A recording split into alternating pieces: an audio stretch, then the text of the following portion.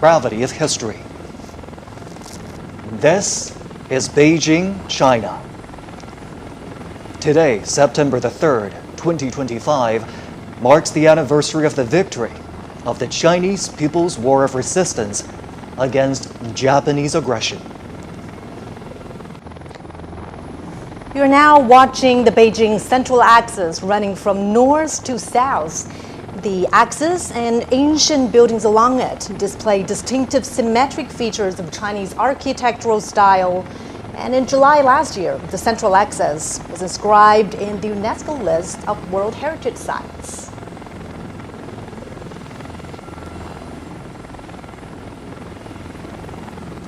And as you can see, in the middle of the picture we're watching right now, the sprawling architectural complex is the Forbidden City.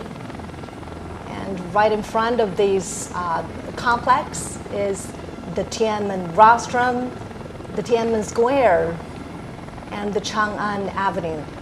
And this is the main venue, the main thoroughfare in Beijing. Today's commemoration is going to take place there in just a moment. And at this moment, along Chang'an Avenue, a show of military might. The commemoration marking the 80th anniversary of victory of the Chinese People's War of Resistance against Japanese aggression in the World Anti-Fascist War will take place at Tian'anmen Square. It will include an inspection of troops. Xi Jinping, General Secretary of the Central Committee of the Communist Party of China, President of the People's Republic of China, and Chairman of the Central Military Commission will deliver an important speech. This is the first military parade since China entered a new journey of comprehensively advancing Chinese modernization. 45 formations and echelons are awaiting the inspection of the Commander-in-Chief of the People's Liberation Army. And here on Tian'anmen Square, strength in unity is reflected in the decorations in and around the square.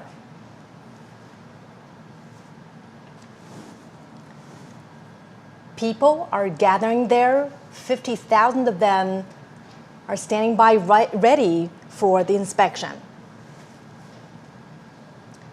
A full shot of the Tian'anmen Square with the military band and people waiting. And now another angle from which we could get a glimpse of the Forbidden City. And as Mama mentioned, joining them are more than 50,000 representatives from all sectors of society and Beijing residents.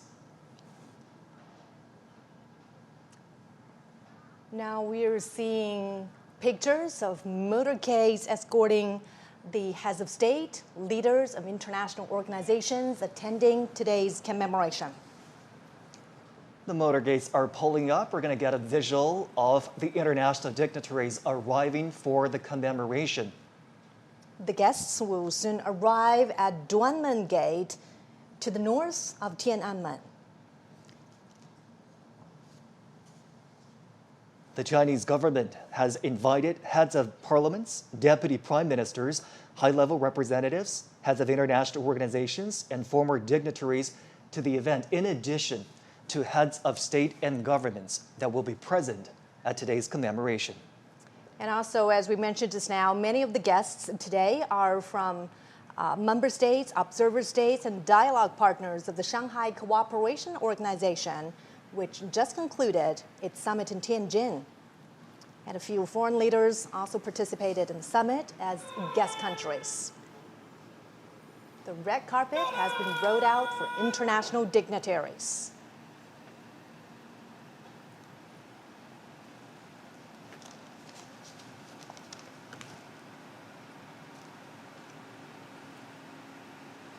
If you're just joining us now, international dignitaries are arriving at a red carpet rolled out for them at the Duan Gate. Now here comes Kamal al-Wazir, the presidential envoy of the Arab Republic of Egypt, and he's also the deputy prime minister of Egypt. Now a full shot of the Tian'anmen Gate where international dignitaries are arriving for the commemoration that's going to take place in a little over an hour. Tian'anmen Gate is the first gate to the north of the Tian'anmen rostrum. The South Square of Tian'anmen, where important national ceremonies are held, is located between Tian'anmen Gate and Tian'anmen. Now here comes Kamal al-Wazir, the presidential envoy of the Arab Republic of Egypt. He's also the deputy prime minister of Egypt. China and Egypt have been engaged in close interactions. The two established diplomatic relations in 1956. Next year marks the 70th anniversary of diplomatic ties.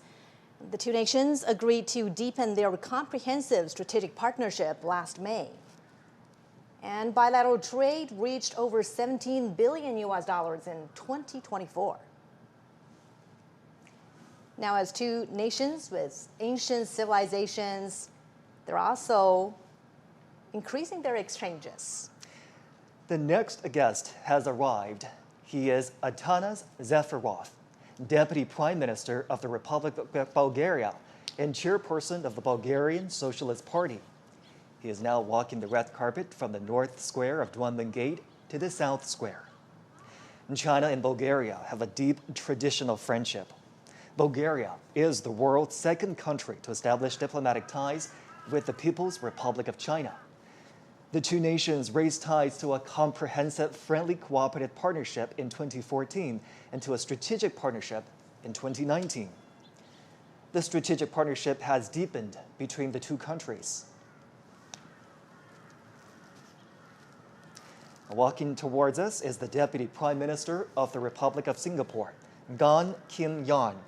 In 2023, China and Singapore established an all-round, high-quality, future-oriented partnership.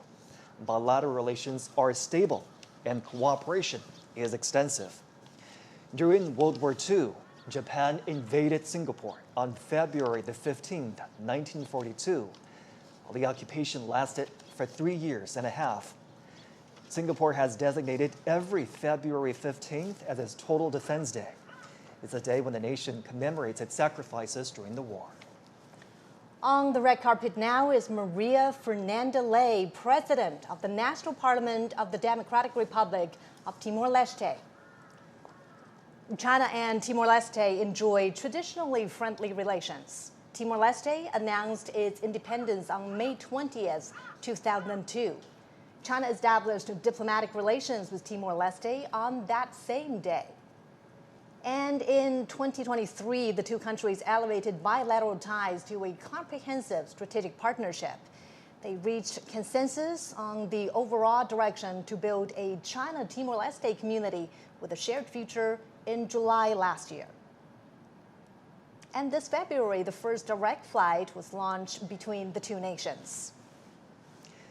Now comes Jorge Rodriguez, President of the National Assembly of the Bolivarian Republic of Venezuela. China and Venezuela are good partners that seek mutual trust and common development. The two nations enjoy an ironclad friendship. China and Venezuela elevated their ties to an all-weather strategic partnership in 2023. Both sides maintain frequent exchanges at all levels and have witnessed a growing trade volume.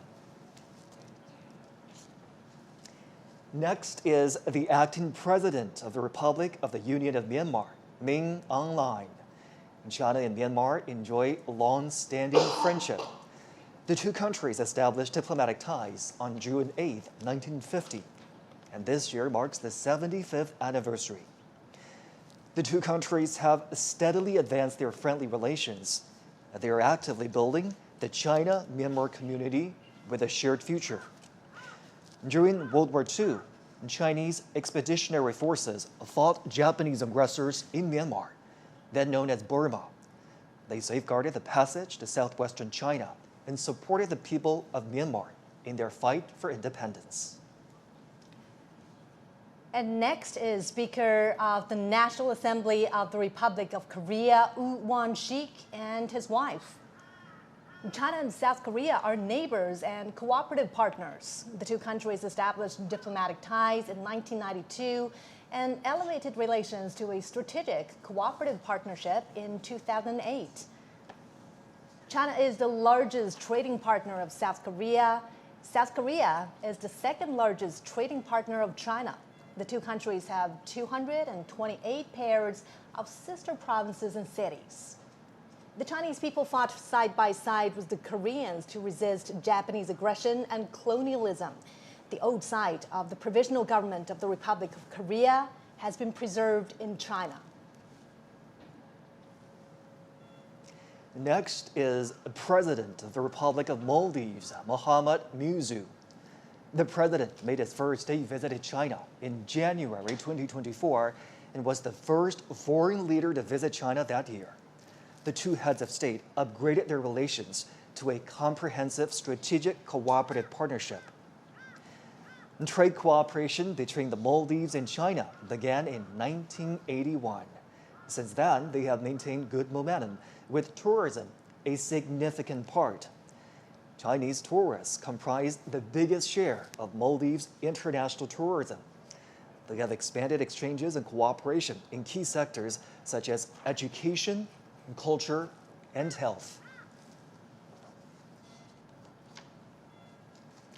Now, Prime Minister of the Republic of Armenia, Nikol Pashinyan. Also accompanying him is his wife. China and Armenia have maintained healthy and stable momentum in bilateral ties since establishing diplomatic relations in 1992. Their ties were upgraded to a strategic partnership on August 31st, when Chinese President Xi met with Prime Minister Pashinyan in Tianjin. In 2024, bilateral trade rose 15% to $1.8 billion. In January 2020, their mutual free visa policy took effect. The two nations enhanced their connectivity by launching their first direct civilian flights in September 2024. Walking on the red carpet right now is the Prime Minister of the Slovak Republic, Robert Fico. In 2024, he paid a visit to China as the two sides celebrated the 75th anniversary of diplomatic ties. And during that visit, China and Slovakia elevated their relations to a strategic partnership. China and Slovakia have maintained a positive momentum in the development of their relations and steadily expanded their cooperation in various fields. Slovakia was a guest of honor in the fourth China Central and Eastern European Countries Expo in Zhejiang province this May. And as the Second World War dragged on, the Slovaks launched a resistance movement against Nazi Germany. With unremitting courage and determination, the Slovakian people contributed to victory in the World Anti-Fascist War. If you're just joining us here on CGTN, you're looking at live pictures of the Tian'anmen Gate near Tian'anmen Rostrum, where international dignitaries have been arriving.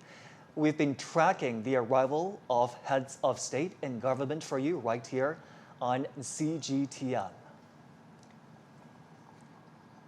And the motorgates keep pulling up.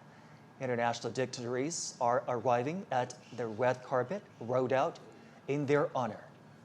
And some of the guests attending today's commemoration previously attended the Shanghai Cooperation Organization Summit in Tianjin, which just concluded in the northern port city. And in that summit, the leaders jointly issued the Tianjin Declaration. Now comes the president of Mongolia, Ukhna Khurosa, and his wife. China's land border with Mongolia is the longest at 4,710 kilometers. The two countries have been deepening mutually beneficial cooperation over the past 70 years since they established bilateral ties. They have achieved a rapid development and significant outcomes in relations in more than 2 decades. China has been Mongolia's largest trading partner and investor. Bilateral trade reached over $18 billion in 2024, 10% higher than the previous year.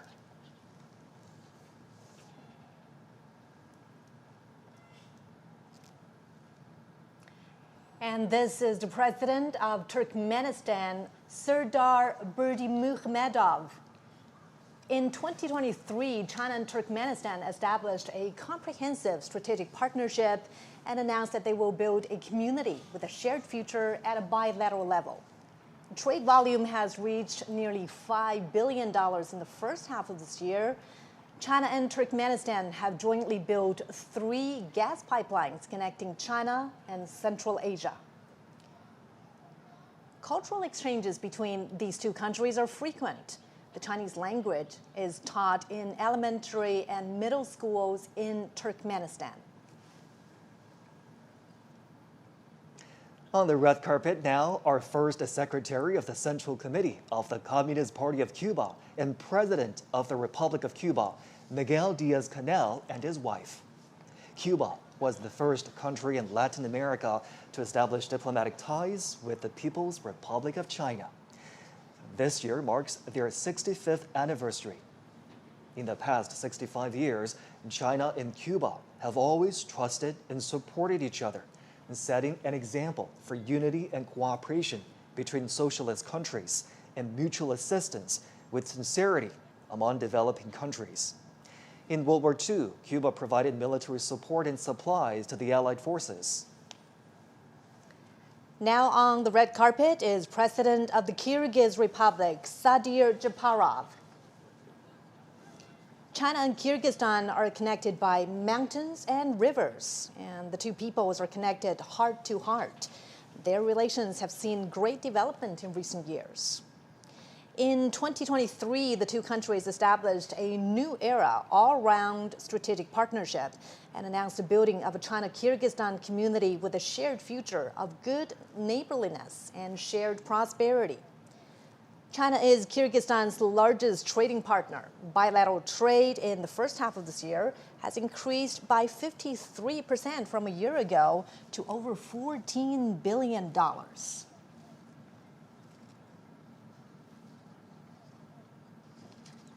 You're watching live pictures now from the Tian'anmen Gate, where international guests are arriving for a welcome ceremony here.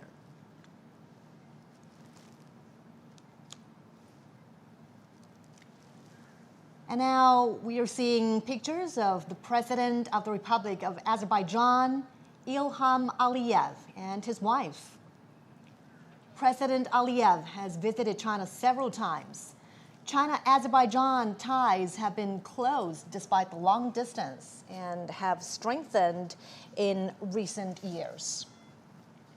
The two countries have had close, high-level communications in recent years. This April, the two heads of state announced a comprehensive strategic partnership between China and Azerbaijan. And on the red carpet now are Prime Minister of Malaysia, Anwar Ibrahim, and his wife. China and Malaysia have long-standing friendships. And of course, this friendship is born out of their long history, cultivated by cultural integration, strengthened in mutually beneficial cooperation, and forged in difficult times. In April, they agreed to build a high-level strategic China-Malaysia community with a shared future. During World War II, overseas Chinese in Malaysia launched a fundraising campaign for China's war of resistance against Japanese aggression. Over 1,000 Nanyang volunteer mechanics and drivers sacrificed their lives while transporting military supplies on the Yunnan-Burma highway to the front lines in China.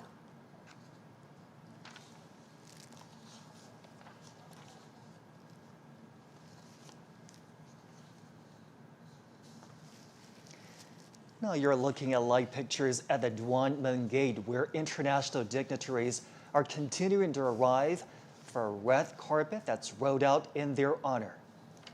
The Tian'anmen Gate is just north of the Tian'anmen rostrum. On the red carpet now is Thongmun Sisilith, General Secretary of the Lao People's Revolutionary Party Central Committee and the President of the Lao People's Democratic Republic. China and Laos have a long history of friendship. They're good neighbors and comrades. They have deepened exchanges and cooperation in fields such as politics, economy, military, and culture and health. They also coordinate and cooperate closely in regional and international affairs. Bilateral trade cooperation has expanded in recent years. China is Laos's biggest investor, second exporter, and second largest trading partner. The China-Laos Railway has earned the name of the Golden Passage due to record volume of passengers and freight.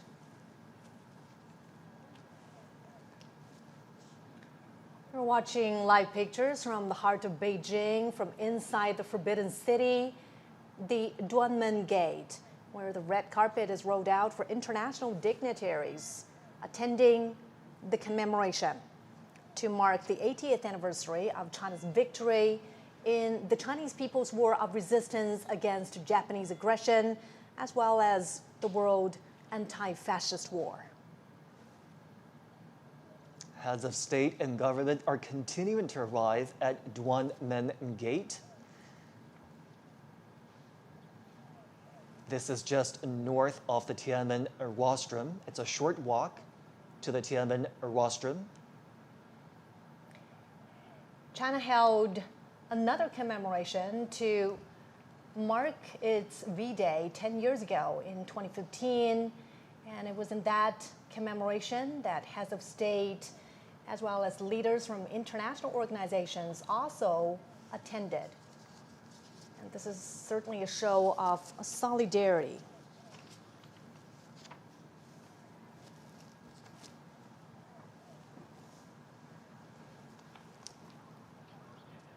And we're moments away now from the commemoration. It's going to begin in less than an hour. And now the next guest has arrived. The President of the Republic of Serbia, Aleksandar Vučić, and his wife. President Vučić has always promoted China-Serbia cooperation and exchanges. The two nations are advancing the high-quality development of a China-Serbia community with a shared future. They are ironclad friends who help each other in hard times. 80 years ago, people from the two nations significantly contributed to the victory of the anti-fascist war in the battlefields of Asia and Europe. China and Serbia have trusted and supported each other for a long time. On the red carpet now is President of the Republic of Tajikistan, Emomali Rahman. President Rahman is an old friend of China and the Chinese people. He's been to the country more than 20 times. China-Tajikistan relations are at their best with frequent high-level exchanges. Last year, the two countries announced a comprehensive strategic partnership. And from this higher starting point, they will build a China-Tajikistan community with a shared future. Prime Minister of the Islamic Republic of Pakistan, Shahbaz Sharif. Pakistan was one of the first countries to recognize the People's Republic of China. The two are ironclad friends and all-weather strategic cooperative partners. They are deepening their strategic mutual trust and practical engagement. And China has been Pakistan's largest trading partner since 2014. China is also the largest foreign investor in Pakistan.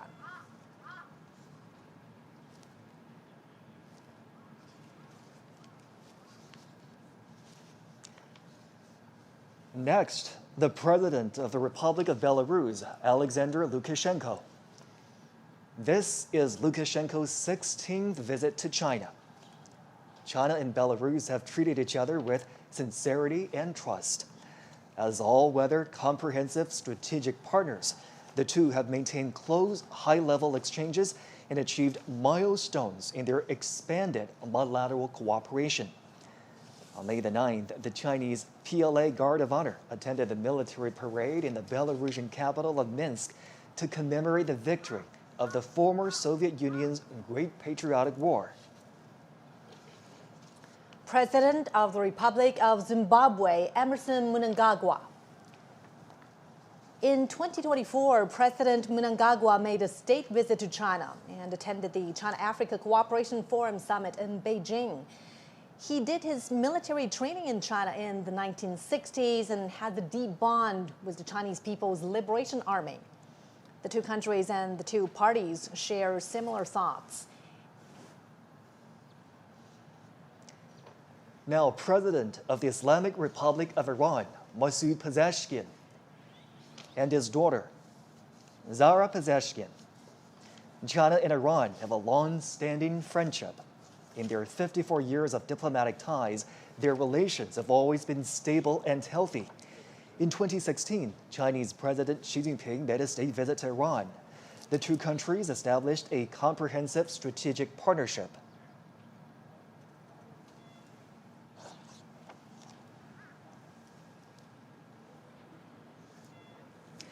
Next is the President of the Republic of the Congo, Denis Sassou Nguesso. Among African leaders, he is one of those who has made the most visits to China and met with Chinese President Xi Jinping. The two heads of state have a deep friendship. The Republic of the Congo is China's ironclad friend. Bilateral ties were upgraded to a comprehensive strategic cooperative partnership in 2016. The two countries marked the 60th anniversary of diplomatic ties last year, when President Sassou was in Beijing for a state visit in the Forum on China-Africa Cooperation Summit.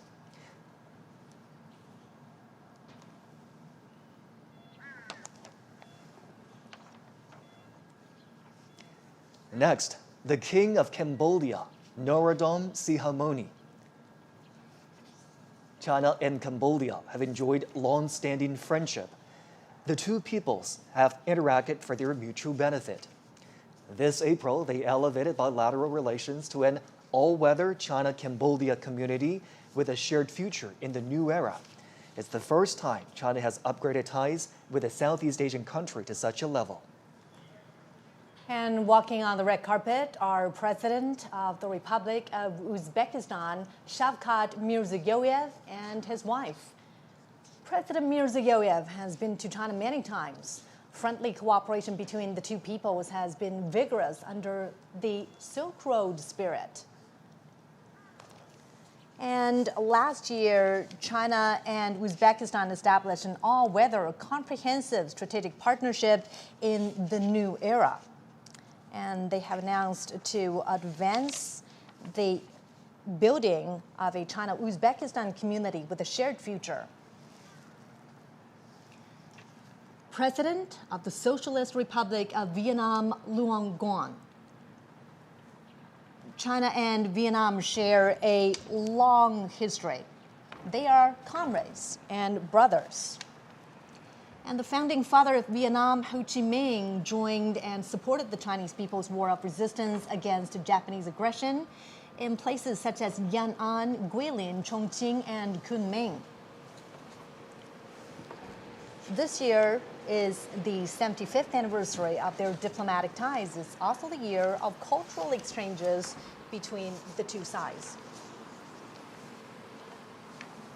China and Vietnam have deepened their relations in recent years with frequent visits and contact between leaders of the two countries.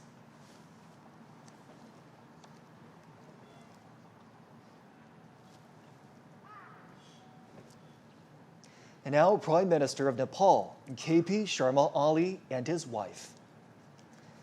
Connected by mountains and rivers, China and Nepal have a long history of friendly exchanges. This year is the 70th anniversary of their diplomatic ties. The two countries have seen healthy and stable development in bilateral relations and strengthened political trust. China and Nepal have also expanded cooperation in various fields and under the Belt and Road Initiative. In 2019, their relations were upgraded to a strategic partnership of cooperation featuring everlasting friendship for development and prosperity. And this partnership continues to deepen. And again, CGTN is bringing you live pictures from the heart of Beijing. the Tian'anmen Gate, which is to the north of the Forbidden City.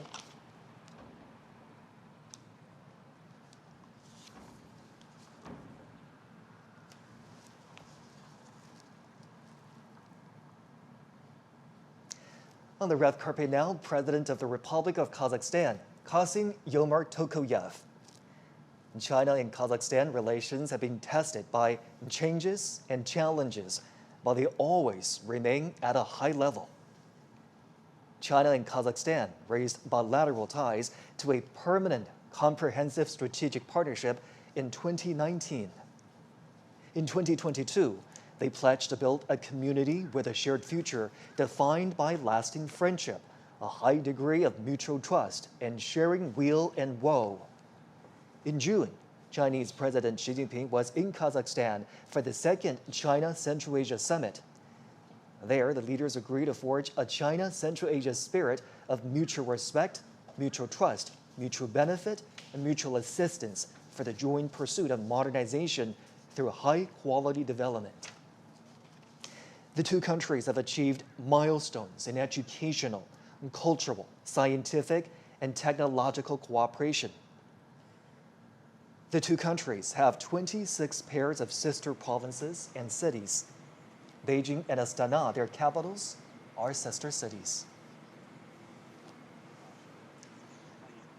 Next is the General Secretary of the Workers' Party of Korea, and President of the State Affairs of the Democratic People's Republic of Korea, Kim Jong-un. China and the DPRK established diplomatic ties on October 6, 1949. The DPRK was one of the first to establish ties with the People's Republic of China. Linked by mountains and waters, China and the DPRK are friendly neighbors. This year also marks the 80th anniversary of Korea's liberation. The two peoples supported each other in hard times and through war. They jointly fought against Japanese aggression and made significant contributions to the World Anti-Fascist War and the cause of justice of humanity. The traditional friendship between the two countries was cemented by the old generations of their leaders. Their friendship, also forged in bloody and fiery revolutions, has developed in the process of their socialist construction and is priceless. In recent years, General Secretary Xi Jinping and General Secretary Kim Jong-un have maintained communication through various means. They lead and guide bilateral ties into a new historical phase.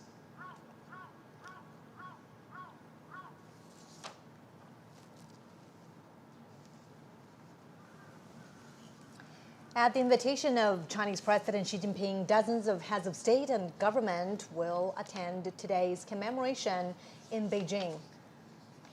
On September 3rd, China marks its V-Day, and this is the 80th anniversary of the victory in the Chinese People's War of Resistance against Japanese aggression and the World Anti-Fascist War. Again, another look at the Tian'anmen Gate just north of the Tian'anmen rostrum. The red carpet has rolled out to welcome the arrival of international dignitaries. We've been tracking the arrival of heads of state and government for you right here on CGTN.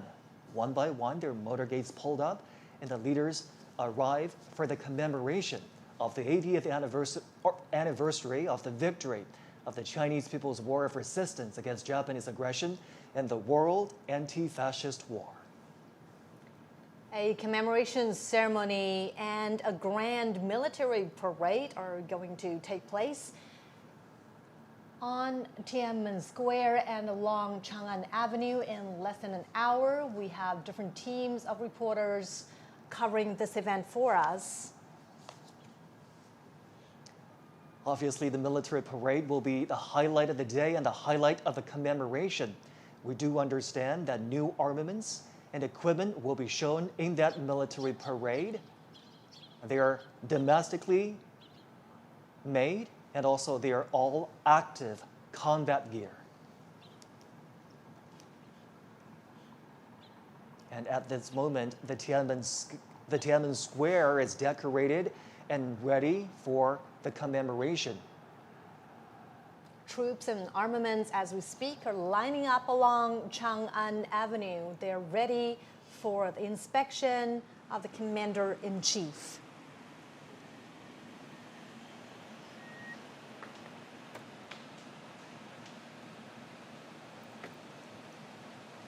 Motorcades carrying heads of state, international dignitaries are arriving here at the Duan Gate.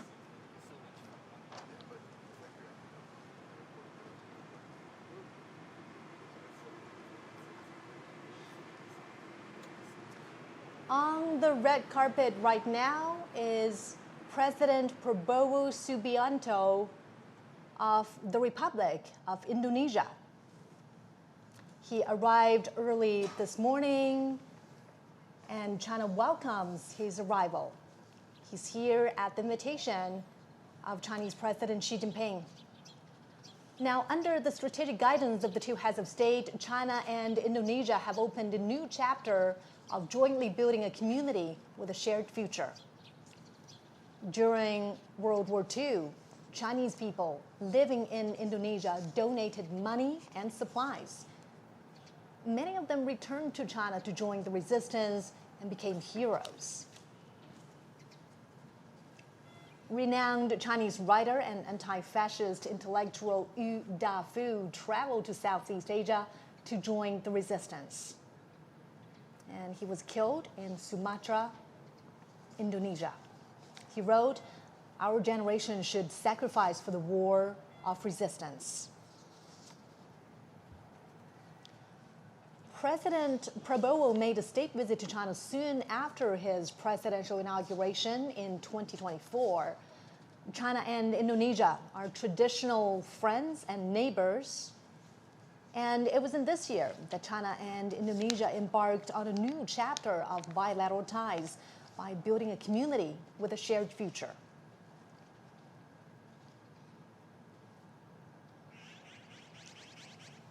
International dignitaries are continuing to arrive at Tian'anmen Gate, just north of the Tian'anmen Rostrum in the heart of the Chinese capital. There, a red carpet has been rolled out in honor of the visiting dignitaries. They are heads of state and government who will be participate in the commemoration today of the 80th anniversary of the victory of the Chinese People's War of Resistance against Japanese aggression and the World Anti-Fascist War.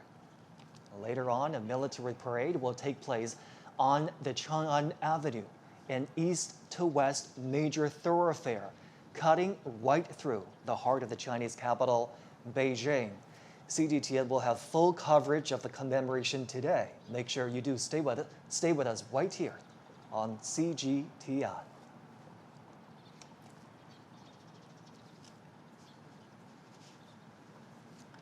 We've been tracking the arrival of international dignitaries right here on CGTN for you. They're now arriving at the Tian'anmen Gate, just north of the Tian'anmen Rostrum. A red carpet has been rolled out for them.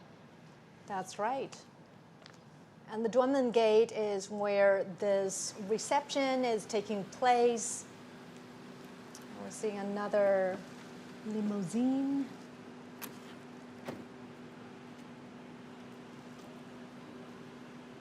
President of the Russian Federation, Vladimir Putin. Putin has been to China many times since 2013, either for state visits or international conferences.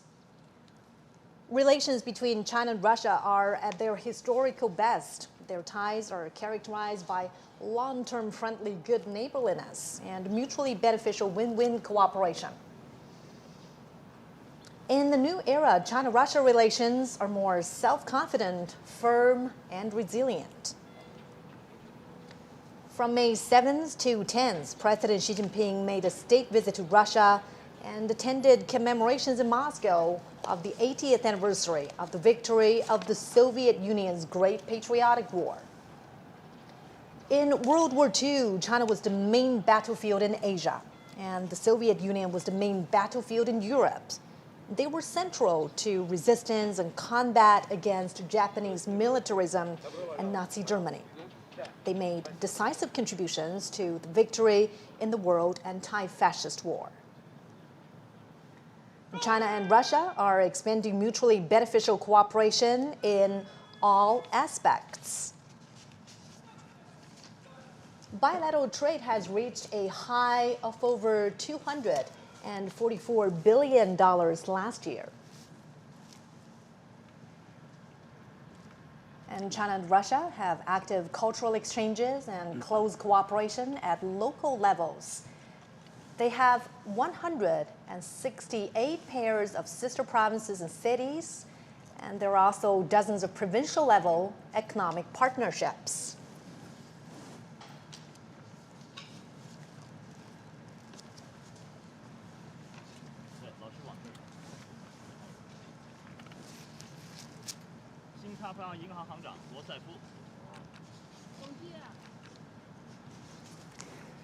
Remembering history, honoring the fallen heroes, cherishing peace, and creating a better future. And this is our special program commemorating the 80th anniversary of the victory in the Chinese People's War of Resistance against Japanese aggression and the World Anti-Fascist War. International dignitaries have now arrived and are meeting the Chinese president and his wife. Good to see you again. As we're watching right now, Chinese President Xi Jinping and Madame Peng Liyuan are welcoming international dignitaries at the South Square of Tian'anmen Gate. Welcome to China. These are heads of international organizations that are walking down the red carpet to be received by the Chinese president and his wife. That's right.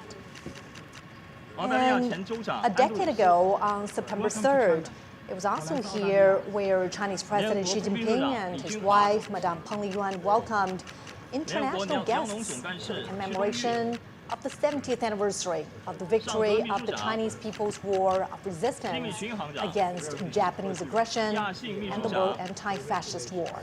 上合反恐机构主任、吉安条约组织秘书长、独联体秘书长、欧亚经济委员会执行委员会主任。 Many of the guests attending the commemoration today previously attended the Shanghai Cooperation Organization Summit in Tianjin, which concluded just a few days ago. That's right, and President Xi says the SCO is a proactive force for world peace and development. It is the first grouping to put forth the vision of global governance, featuring extensive consultation and joint contribution for shared benefit as an effort to practice true multilateralism. He also said the SCO always stands on the side of international fairness and justice, and champions inclusiveness and mutual learning between civilizations, and opposes hegemonism and power politics. 新加坡副总理严金勇。 And also at that Tianjin summit, President Xi proposed a global governance initiative.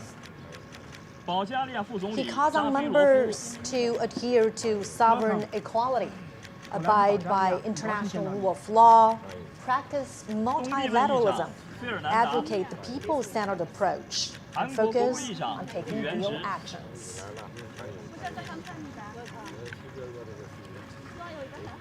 The Chinese president and his wife greeting the international dignitaries that have arrived in Beijing for the commemoration of the 80th anniversary of the victory of the Chinese People's War of Resistance against Japanese aggression and the World Anti-Fascist War. Now we're watching live pictures from the heart of Beijing, the Tian'anmen Gate, to the north of the Forbidden City. Dozens of heads of state and leaders of international organizations are arriving on the red carpet.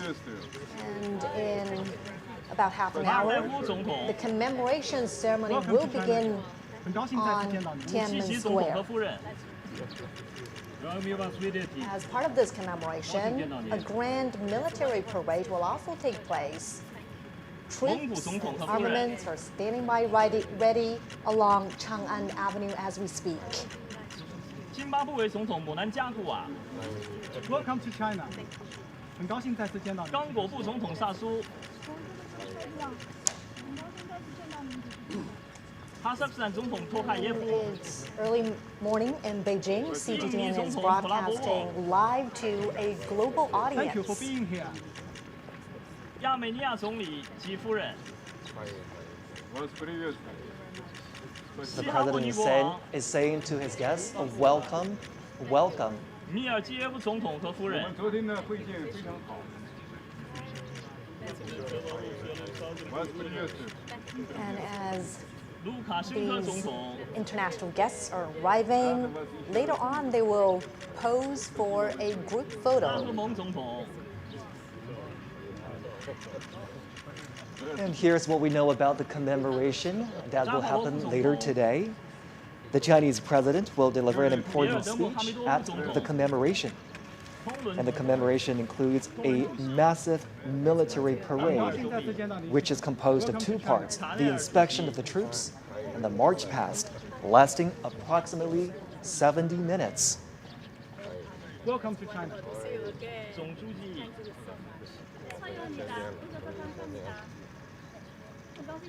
The Chinese president and his wife welcoming guests arriving for the commemoration. And now they're walking towards a group photo where the arriving international dignitaries will take a group photo together with the Chinese president. We are certainly marking a significant anniversary today on September 3rd. China is commemorating the 80th anniversary of the victory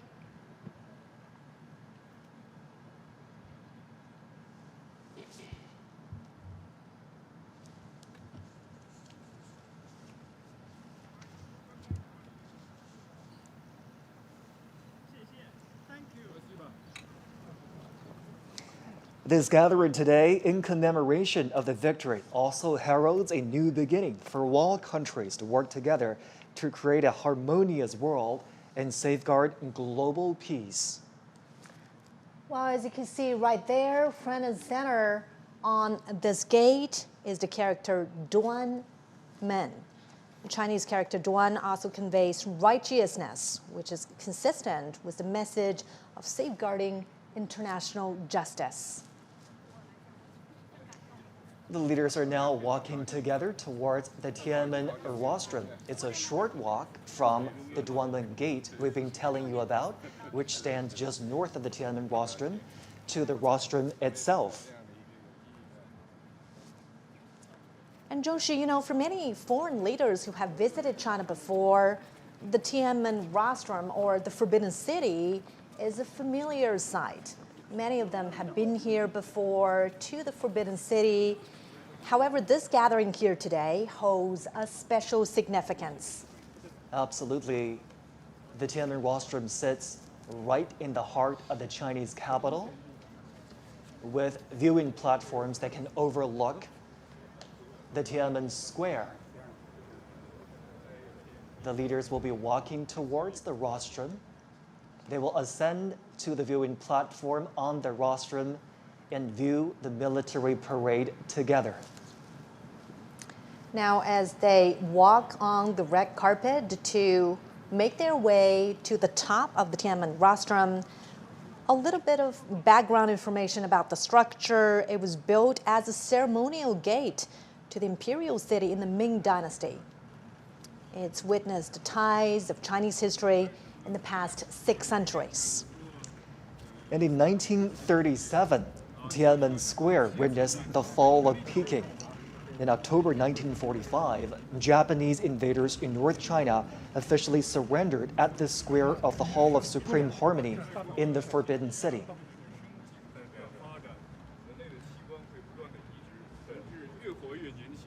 Today's commemoration is certainly a big national event. a military event as well, as troops and armaments are standing by ready for the inspection. It is also a significant diplomatic event, as heads of state, leaders of international organizations are convening here to review the commemoration and the parade. The leaders are making full use of this time as they walk together to the Tian'anmen rostrum, engaging in friendly chit-chat and conversations. And today, the Tian'anmen rostrum, steeped in the depths of history, will again witness new glory.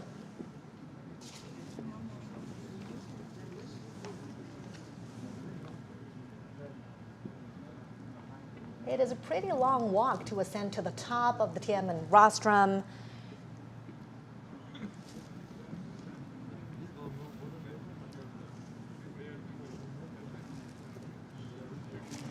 Decades ago, World War II ended with over 100 million casualties among soldiers and civilians worldwide.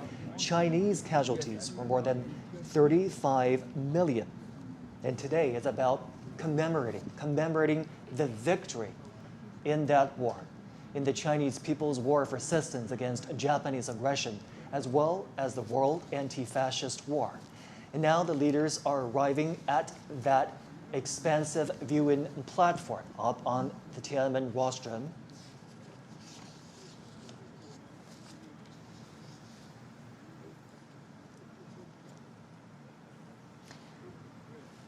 And we understand that some of the veterans of the War of Resistance were given their own viewing spots on top of the Tian'anmen rostrum. Crowds are welcoming China's top leader, as well as international dignitaries. We are seeing veterans sitting there, and President Xi Jinping and international dignitaries are shaking hands with a 99-year-old veteran, 100-year-old veteran from the 8th Route Army, 94-year-old veteran from the 8th Route Army, 102-year-old veteran from the new 8th Route Army, and from South China Guerrilla Force, 100-year-old veteran from the Kuomintang.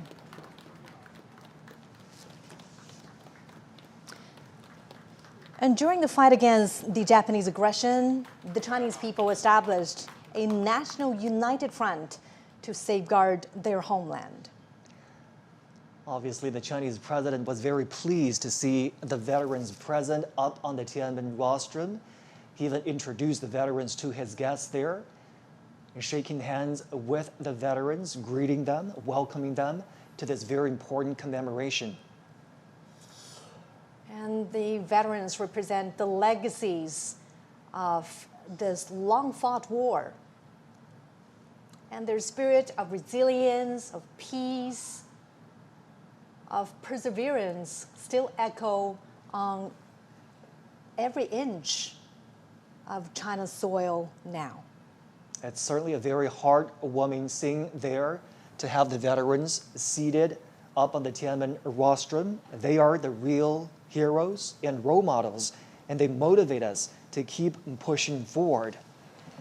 The victory of the Chinese People's War of Resistance against Japanese aggression is a glory shared by the Chinese nation and also people worldwide who stand for justice. Professor Gao, Mr. Zhou, let's bring you in for this part. Obviously, the veterans are seated, out there on the Tian'anmen rostrum so that they have an opportunity to participate in the commemoration today. What do you make of that arrangement, Professor Gao? Well, I think this is really the right thing to do because they fought against the Japanese aggressors. They shed their blood, and they have always been honored by the People's Republic, by the Chinese people, and now they are in the center of this reviewing process of the parade to commemorate the 80th year anniversary of the victory against Japanese aggression. And I think we all hail them as the real heroes, defending China's sovereignty and territorial integrity and fighting off the Japanese aggressors. real heroes and real witnesses, not only to the atrocities of the war, but more importantly to the final victory. And we're so happy that they get to see the commemoration today. Mr. Zhou, your thoughts? Well, I think I can't agree more with Victor Gao about the importance of having these veterans standing on Tian'anmen Square. I think it's rare, It won't be easy for us to see these people right now because they're all very old people, but they're still alive, but they can still see how strong China is today, in which they have made their due and a great contribution. So I think that is indeed a great honor for them to be there and for us to see them there. Now, many of these veterans fought under extremely harsh conditions: poverty, famine, the lack of military resources.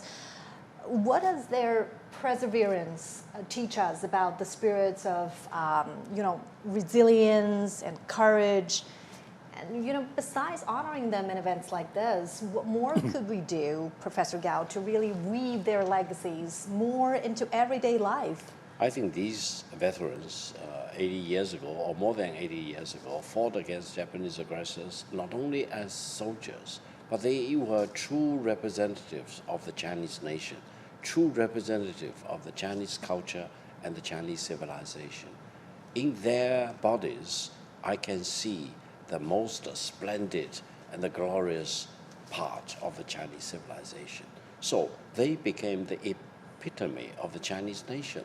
They became the epitome of the Chinese civilization.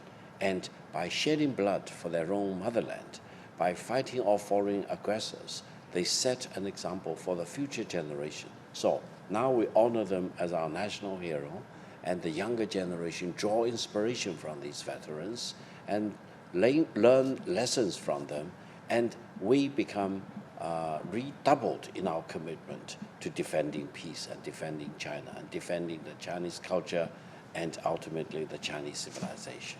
Obviously we're commemorating this day. We're inviting veterans up on the Tian'anmen Rostrum to carry on the spirit of the war of resistance against the Japanese aggression. Mr. Zhou, how do we do that? How do we make sure that the spirit of perseverance, the spirit of never surrender, the spirit of defending your motherland lives on in today's world? Well, these people are actually old soldiers, right? And old soldiers never die. So what they have left us are actually a litany of fine traditions. But if you look at the PLA today, you would find it so interesting to see that how small they were at that time and how ill-equipped they were at that time. But on the contrary, today, China is almost the opposite, right? China is having the largest armed force in the world, and in a moment we're going to see all the modern weaponry and combat platforms. But still, this kind of fine traditions are basically in the heart and in the blood of our modern-day soldiers, because that's really, really matter, for us if you are going to another war. So you have to think of where you come from, right? And what kind of traditions are already placed in you. So these people basically are the very sources of a fine tradition. How can remembering their sacrifices and contributions inspire values that are still relevant today? Professor Gao. Well, I think they are the true Chinese nationals and our heroes. But allow me to mention, behind these veterans, I also see those who fell on the battleground, who really sacrificed their lives for the Chinese nation. So I think we not only see these veterans who are the true representative of those heroes fighting against Japanese aggressors, but they are also representatives of all the millions of the Chinese soldiers who shed their blood, who sacrificed their life, and they too become the national heroes for the current generation of the Chinese nation and the future generations. And I think by honoring them, we honor ourselves, we honor our national history and our Chinese civilization, and we honor peace. That is the most important thing. We talked about international solidarity towards ending the Second World War, and the international solidarity is also present today with the turnout of those international dignitaries that have arrived in Beijing. You're looking at live pictures of the Tian'anmen Square that's fully decorated for the commemoration today. There are the year marking installations that show the years 1945 and 2025.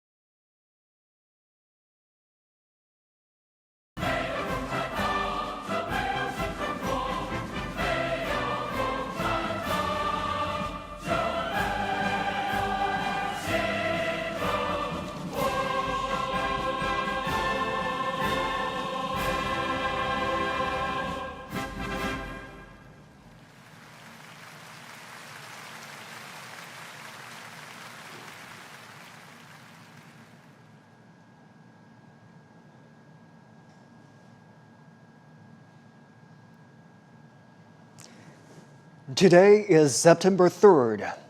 In the capital, Beijing, the commemoration of the 80th anniversary of the victory of the Chinese People's War of Resistance against Japanese aggression in the World Anti-Fascist War will begin soon. CGTN is broadcasting the commemoration live to global audiences.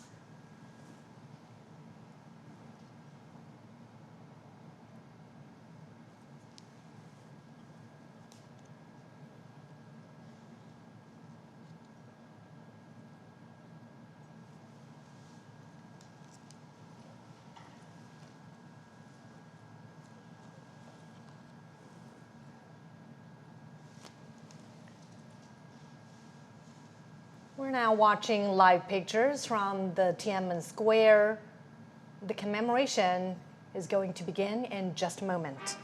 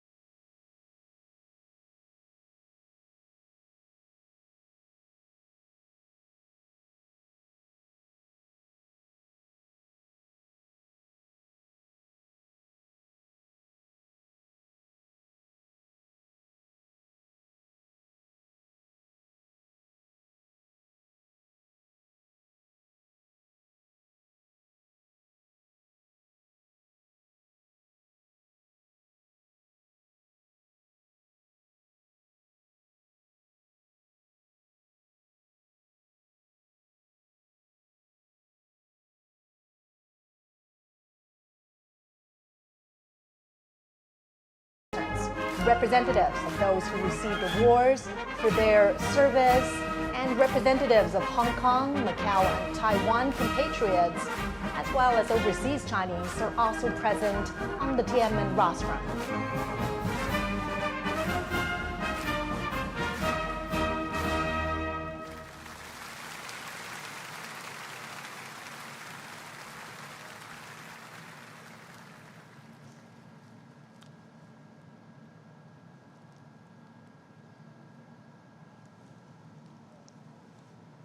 And we could see the obelisk, the monument to the people's heroes.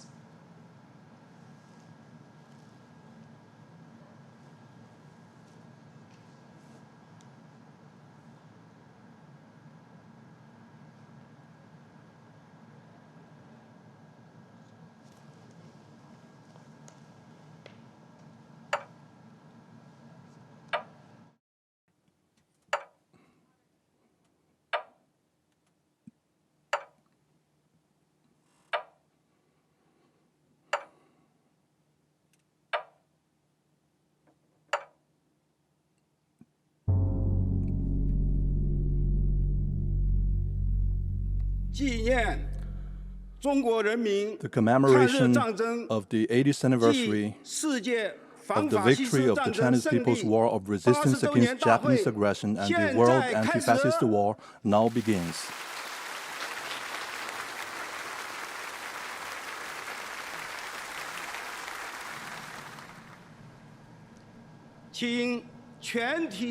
Please all rise and stand at attention. Fire the gun salute.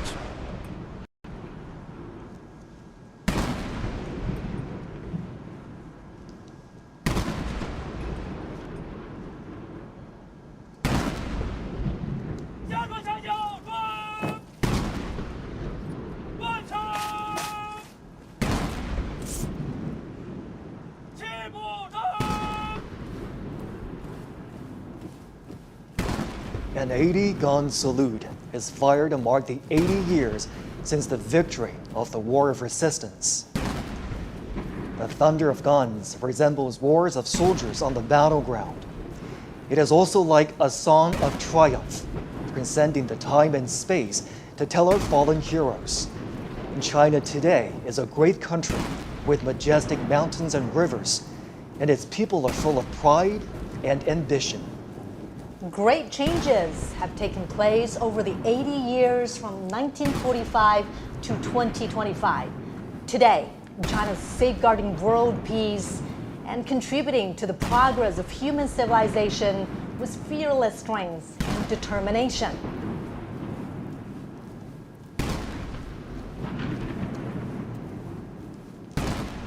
The Great Wall symbolizes the unyielding spirit of the Chinese nation. This great nation never bows to any enemy or any force. Those who dare to invade us are doomed to crash into the Iron Great Wall with bloodshed.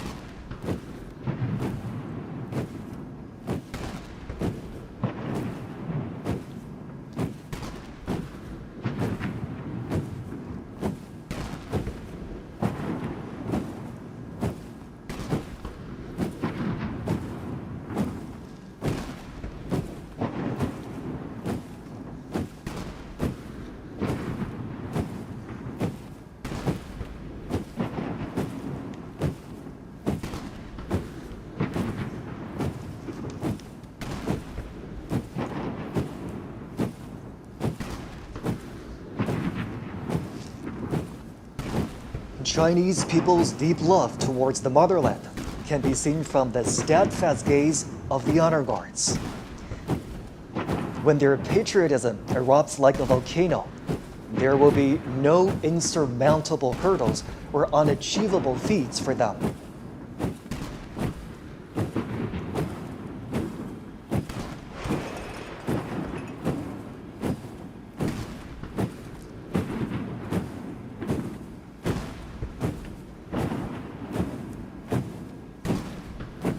The wheel of history never stops.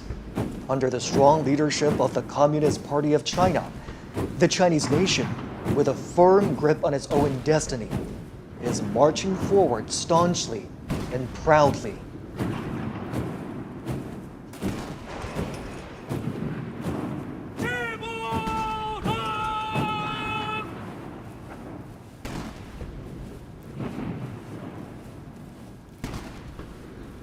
From the monument of the people's heroes to the national flagpole, and from the great victory to the great rejuvenation, the Chinese nation has walked a long way of innumerable difficulties and hardships.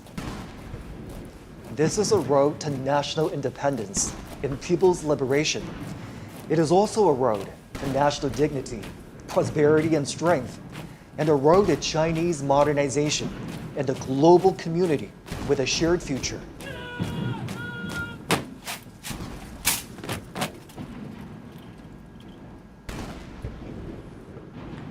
The national anthem, March of the Volunteers, which was born during wartime, will soon be played. It was written in 1935 in the early years of the war against Japanese aggression.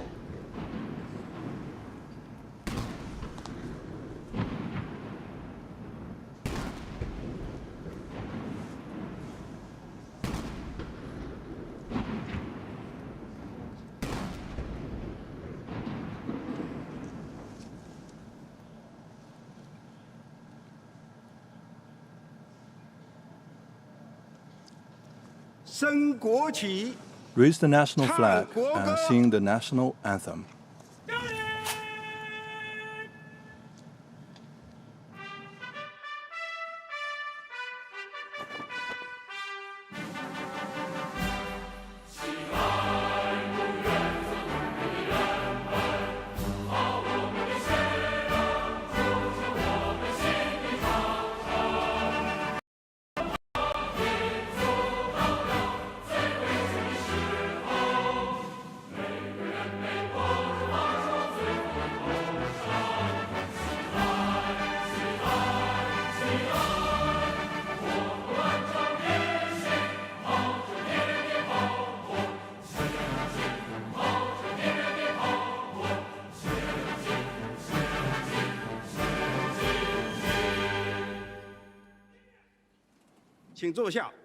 Please be seated.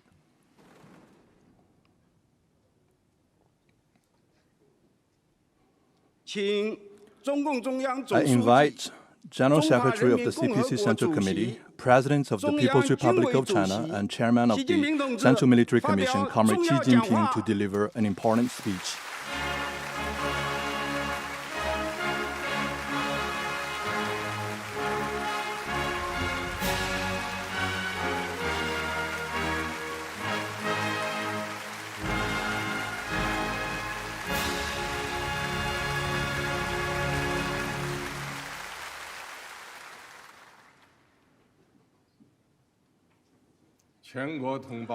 All my fellow Chinese across the nation, Your Excellencies, heads of state and government, and representatives of international organizations, distinguished guests, all officers and soldiers participating in the parade, comrades and friends.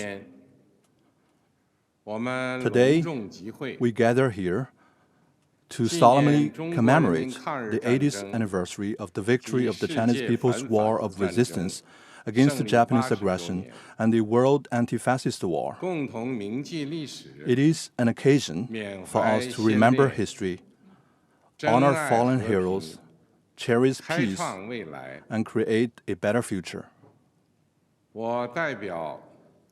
On behalf of the Central Committee of the Communist Party of China, the National People's Congress, the State Council, the National Committee of the Chinese People's Political Consultative Conference, and the Central Military Commission, I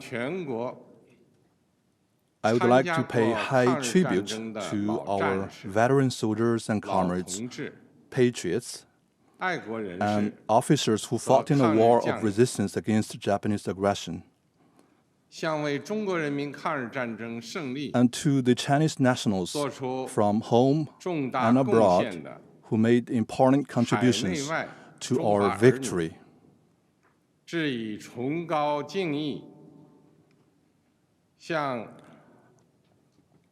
would also like to express my sincere thanks to foreign governments and friends that supported and assisted the Chinese people in resisting. 参加今天大会的 I also extend a warm welcome 表 to 示 our guests 热烈 from 欢 around the 迎 world who are with us today.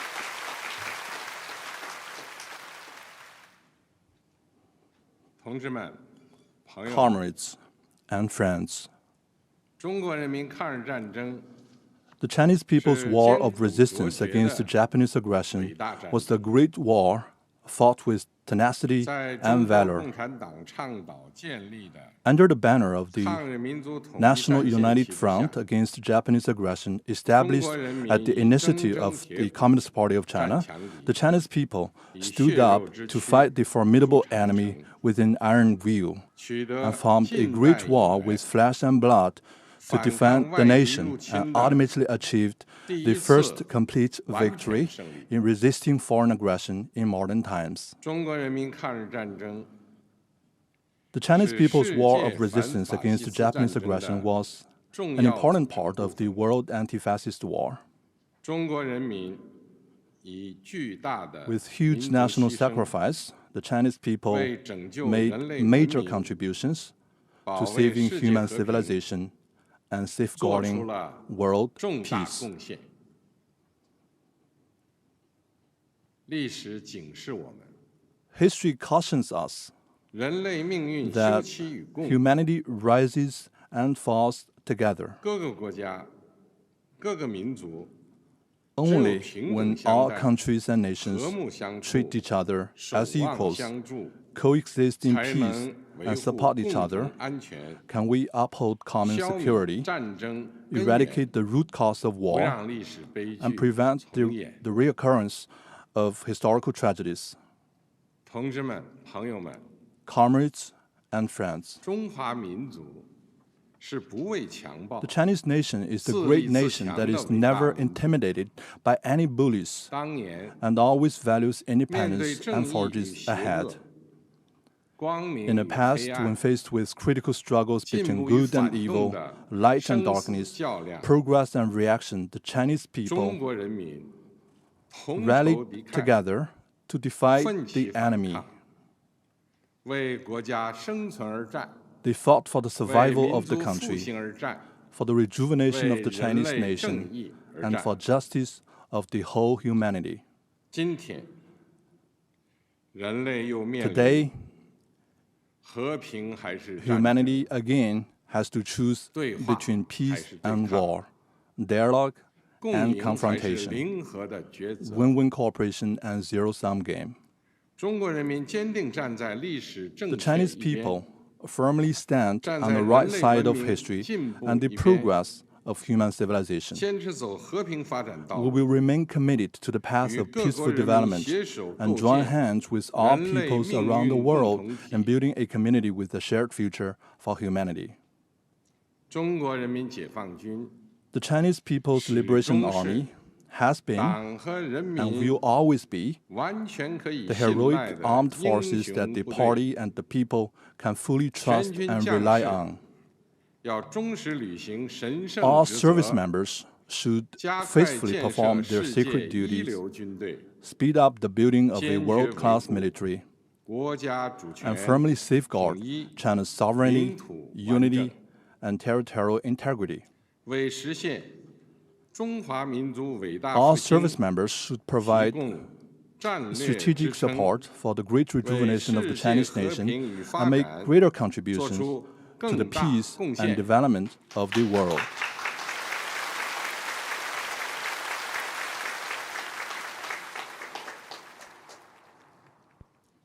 历史承载过去， History 也 carries 启 the 迪未 legacy 来。 of the past and inspires the future. 新时代新征程， On a new journey in a 全 new 国各族 era, 人民 the Chinese people 要在中 of 国共 all 产党 ethnic 坚 groups 强领导 should, 下， under the strong leadership of the Communist Party of 坚 China, 持马克思列宁 follow 主义、 Marxism, Leninism, 毛泽东 Mao 思 Zedong 想、 thought, 邓小平 Deng 理论 Xiaoping theory, The theory of three represents, and the scientific outlook and development, and fully implement the thoughts on socialism with Chinese characteristics for the new era.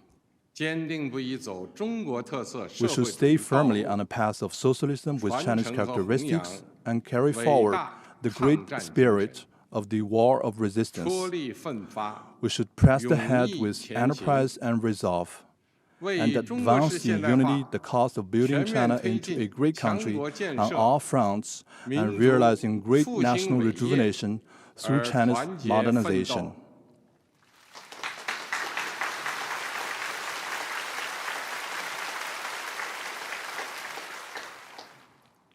The great rejuvenation of the Chinese nation is irresistible. The noble cause of peace and development of humanity will prevail.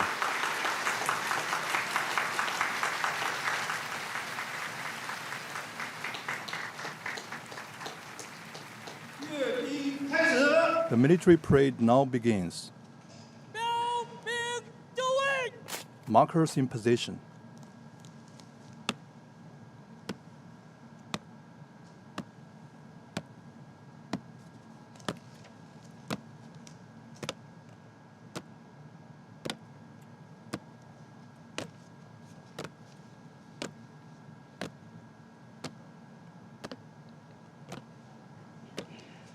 The parade guards mark positions and boundaries at the parade ground. 60 soldiers will line up in front of the eastern and western ornament columns on the Tian'anmen Square.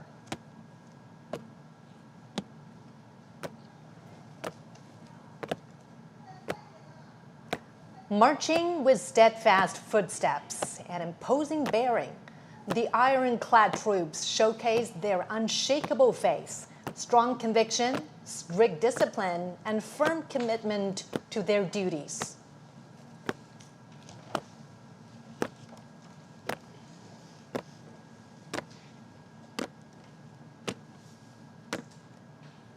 Standing firm on the ground of the motherland and bearing the hope of the Chinese nation, the heroic People's Liberation Army has forged ahead dauntlessly throughout wars, achieving great historic feats for the party and the people.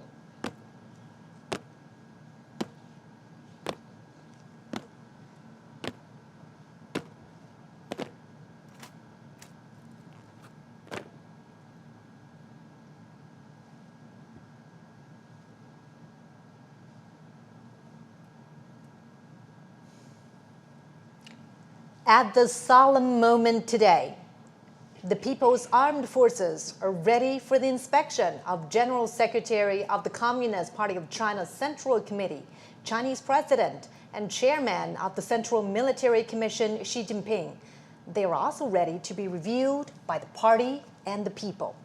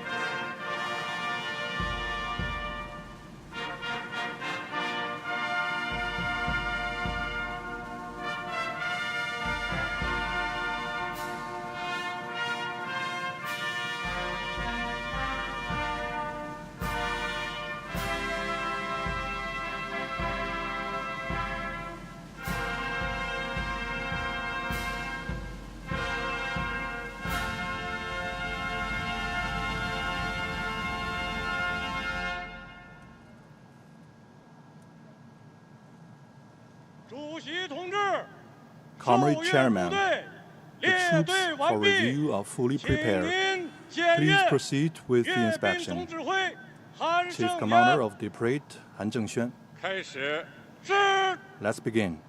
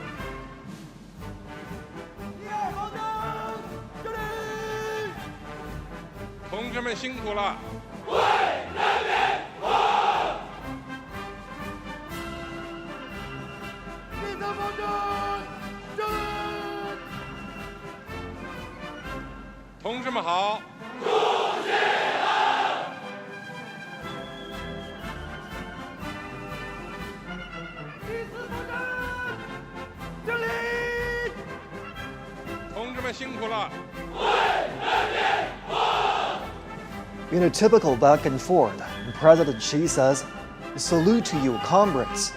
And the soldiers reply, "Hail to Chairman." The president then says, "Comrades, thank you for your hard work." To which the soldiers reply, "We serve the people."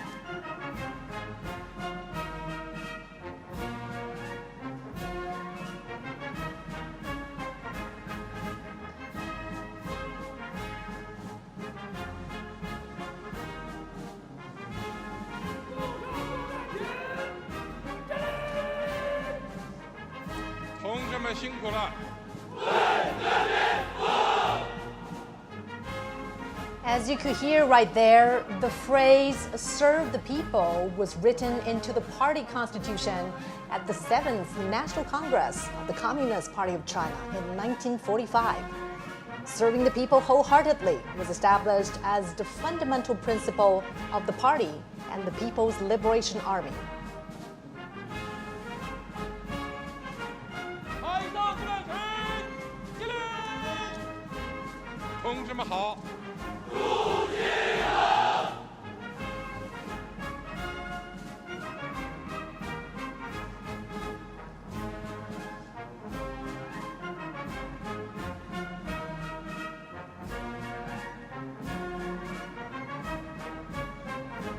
As President Xi's car rides past each segment of the troops, he greets the soldiers. The troops respond vociferously, paying respect and demonstrating their loyalty. These phrases are used in inspections, parades, and other military gatherings.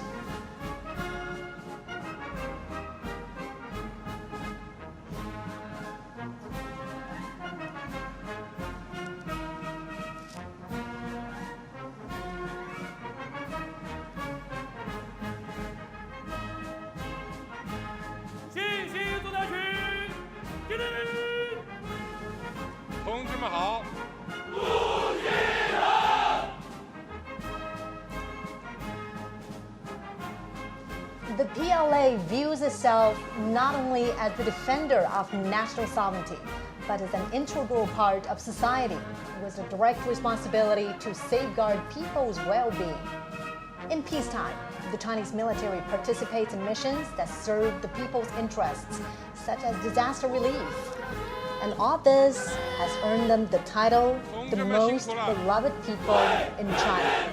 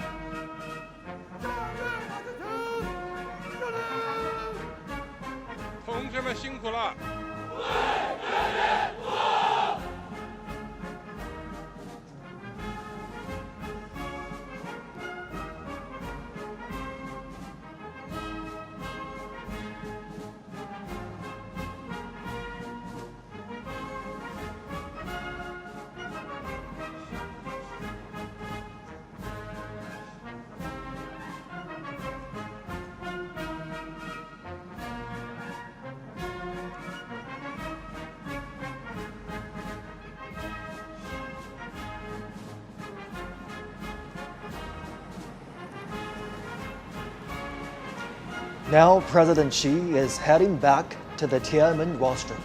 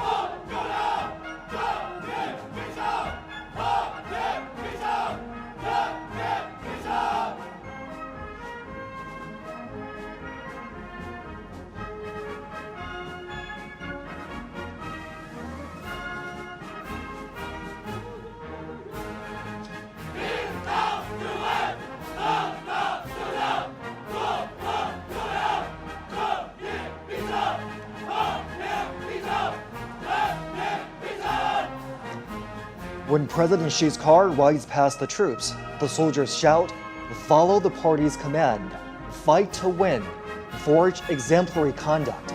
Justice will prevail, peace will prevail, the people will prevail."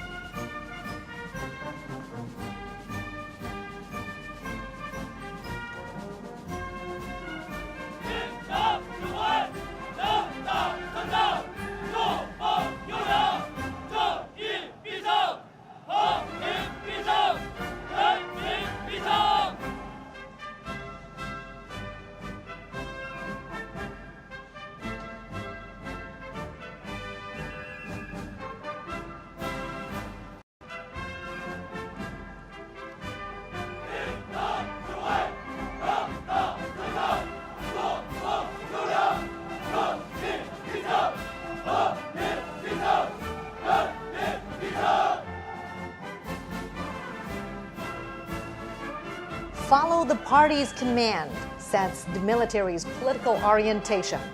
Fighting to win is the basic function of the military and the fundamental objective of its development. Forging exemplary conduct demonstrates the Army's nature and principle.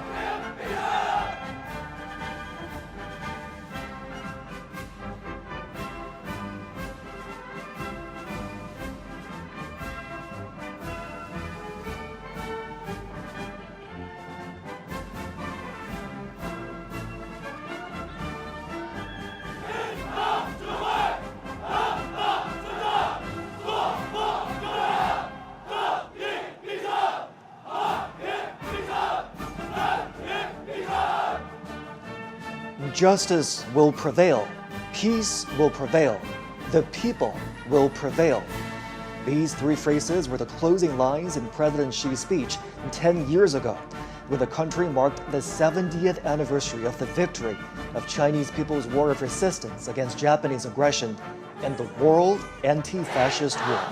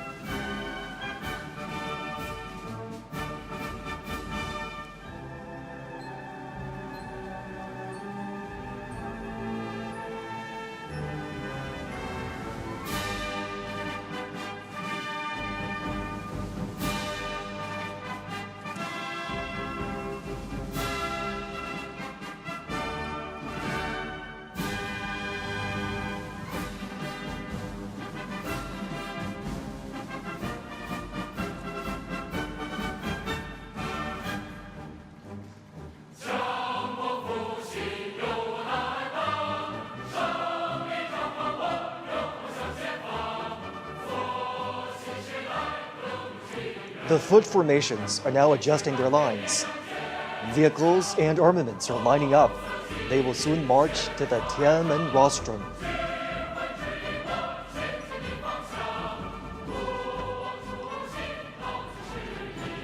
The People's Liberation Army is known as the PLA. In 1927, its frontrunners were founded by the Communist Party of China. It was originally called the Chinese Workers and Peasants Red Army. This year marks the 98th anniversary of the founding of the PLA.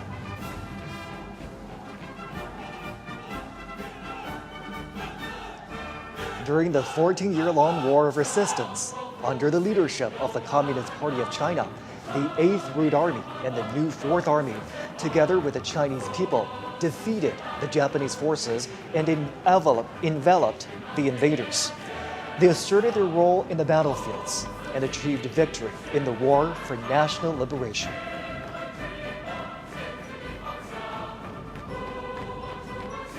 Since the founding of the People's Republic of China in 1949, the PLA has also undertaken the tasks of national defense and socialist construction, while transforming itself into a more revolutionary and modernized military.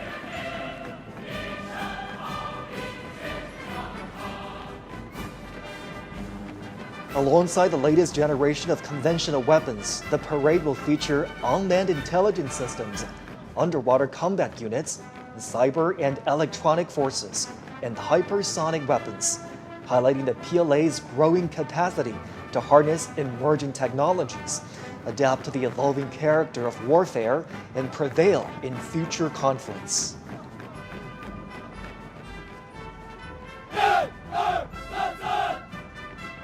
Just as China's weaponry has seen remarkable evolution over the years, the Chinese military has also continuously strengthened itself by reinforcing the primacy of political guidance and advancing comprehensive reforms.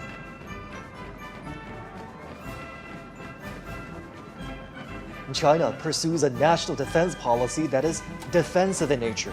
China will never seek hegemony, expansion, or spheres of influence.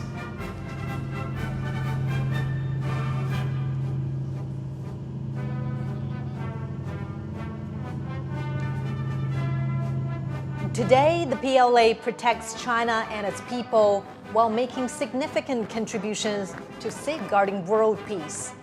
It is the largest contributing country for peacekeepers among the permanent members of the UN Security Council.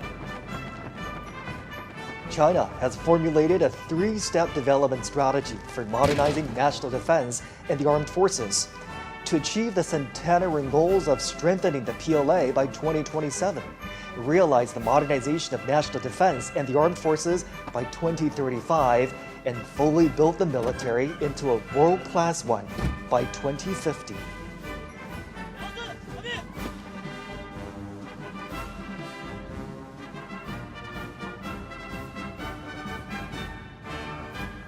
The centenary objectives state that by 2027, China will accelerate the integrated development of mechanization, informationization, and intelligentization, accelerate the modernization of military theory, organizational forms, personnel and weaponry, and prioritize quality and efficiency to enhance operational efficiency of military system, and optimize the utilization of defense resources and promote the synchronized growth of defense and economic strengths.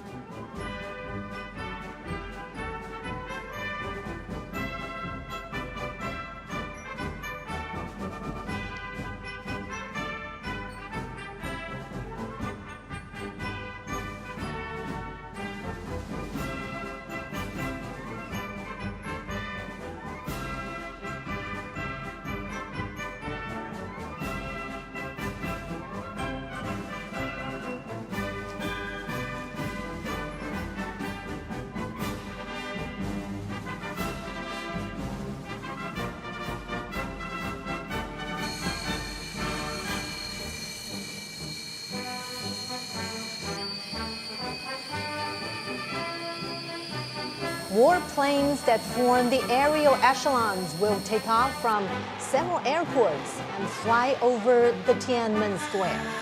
A total of 45 formations and echelons are involved in the Grand Parade.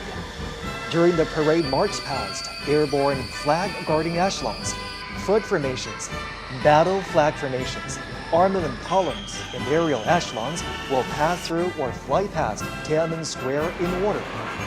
The parade is organized under a wartime command system and will involve thousands of troops, over 100 aircraft, and hundreds of ground armaments.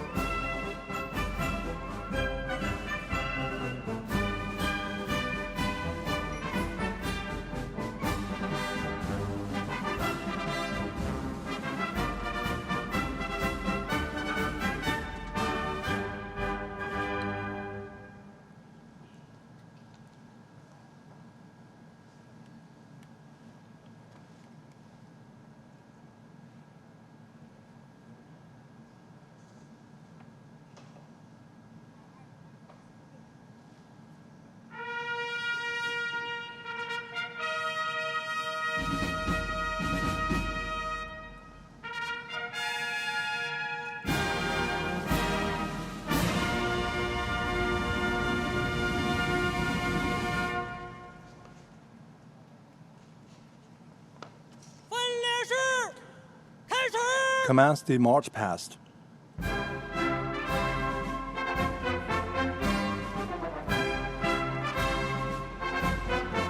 Flag guides the direction. The flag pulls strength.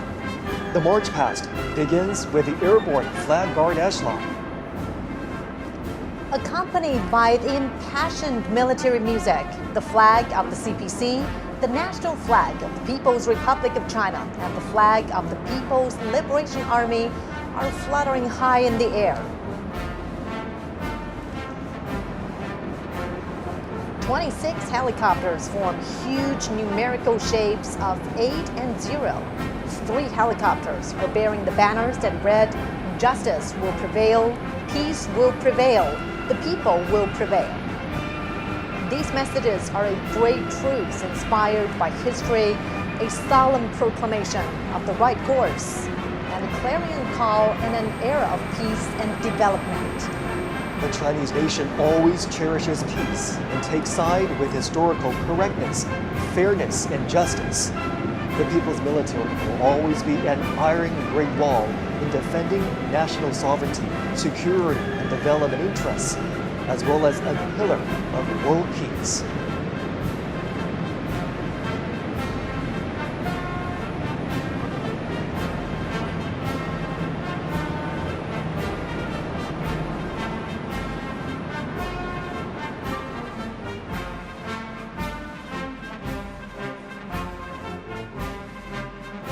a total of 45 formations.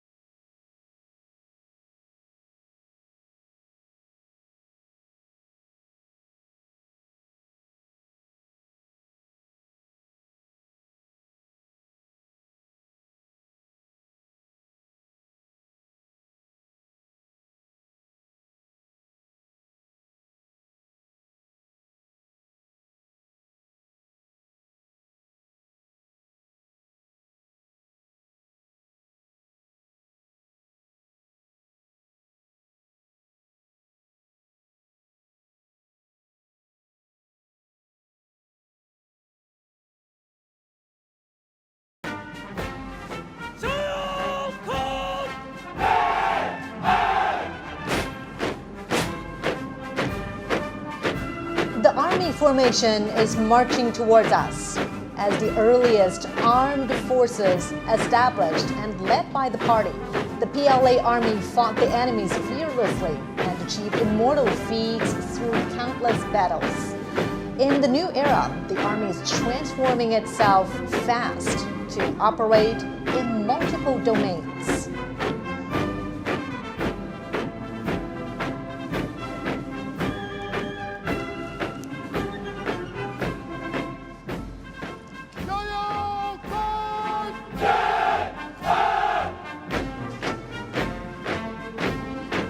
Now coming is the Navy formation.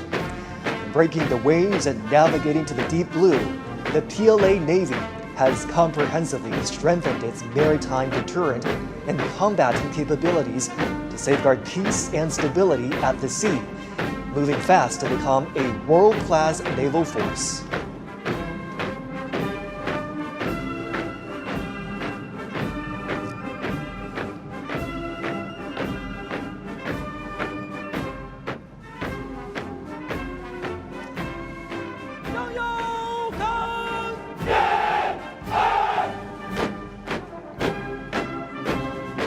Coming up next is the Air Force formation. Building a strong Air Force has been the unremitting pursuit of the party and the people. Taking off in times of wars and sharpening its edge through battles, the PLA Air Force is making great strides towards integrating air and space capabilities and coordinating offensive and defensive operations.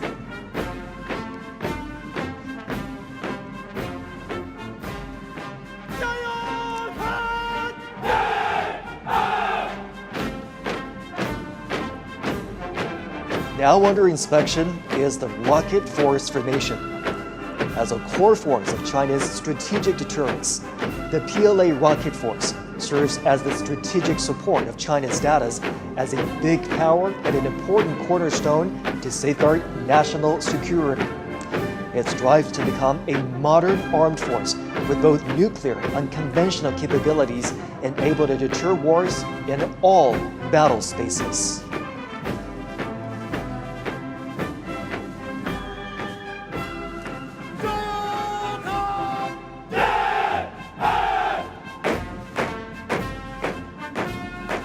The Aerospace Force Formation is making their debut in the parade. As a new domain, new quality force advocating peaceful utilization of space, PLA Aerospace Force safeguards the lasting peace and common security of space and offers strategic support for building a great power in aerospace.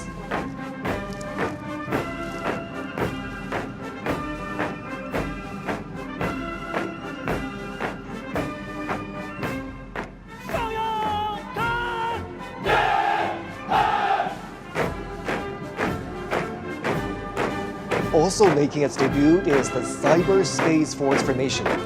China advocates building a peaceful, secure, open, cooperative, and orderly cyberspace. Through building a cyber Great Wall, China decisively safeguards its network security and sovereignty in the digital battlefield.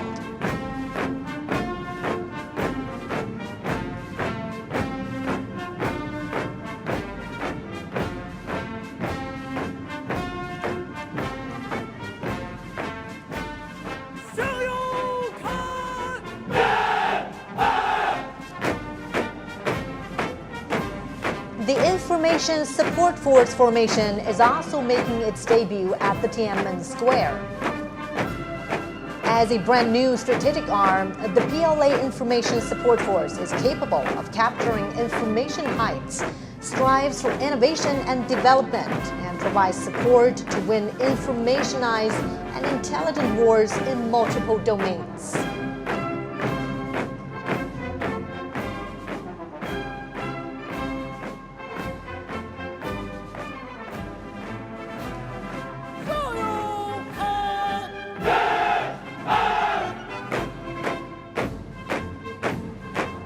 Now receiving inspection is the Joint Logistics Support Force Formation.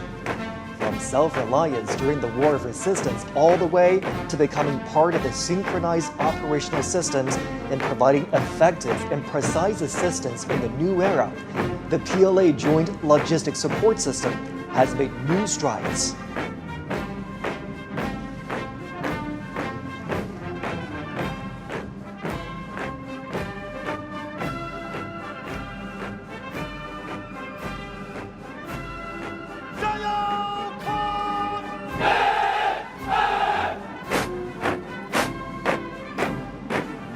Now under inspection is the Armed Police Force Formation. From metropolises to remote coastal areas, People's Armed Police Force, either performing regular duties, handling emergencies, or engaging in rescue operations, is dedicated to safeguarding national security and social stability and ensuring people's well-being. Distinguished by its versatility and effectiveness in maintaining stability, the Armed Police Force is always a loyal guard of the party and the people.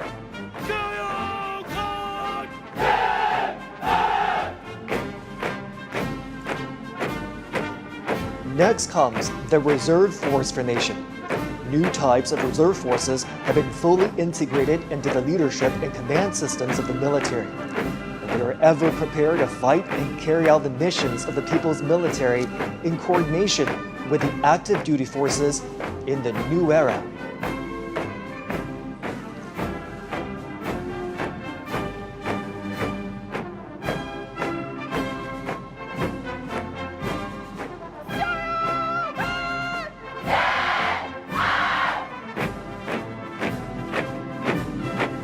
The army and the people are the foundation of victory. Now marching forward is the militia formation. The militia women are from the major wartime counter-Japanese base areas across China.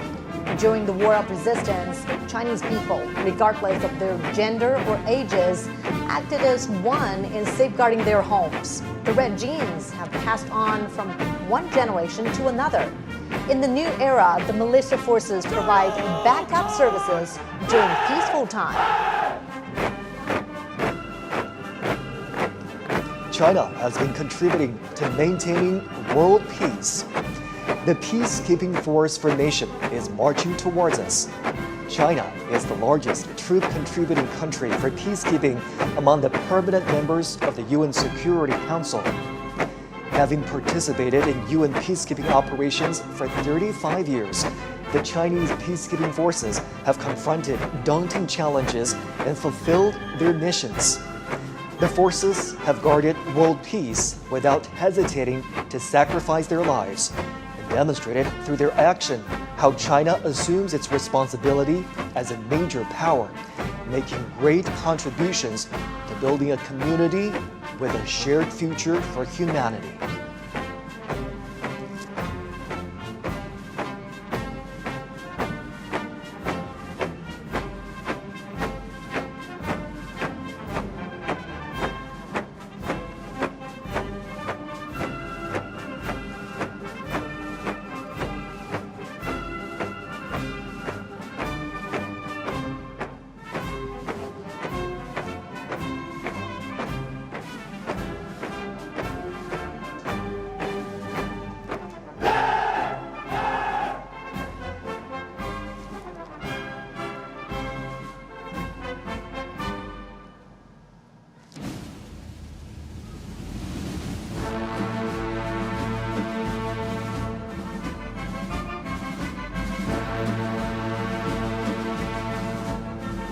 With majestic bearing, the 7 combat groups of the armament formations, led by the banner formation, are ready to be revealed.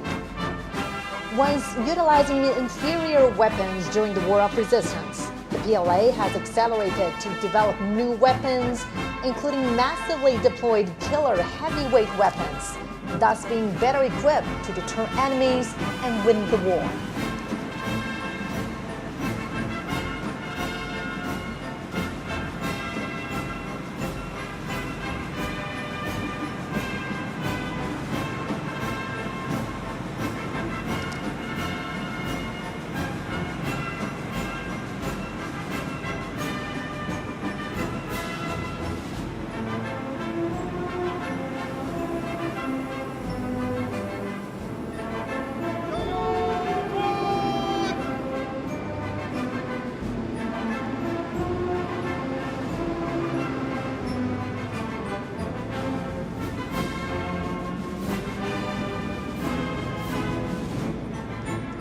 The banner formation showcases 80 honorary banners of the hero unit troops, bearing glory from the past.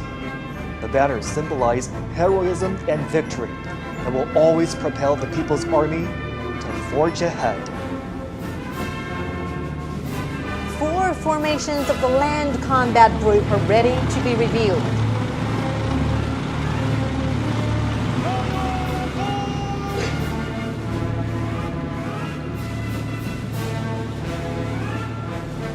Marching towards us is the Ground Assault Formation, grouped in an arrow-shaped array.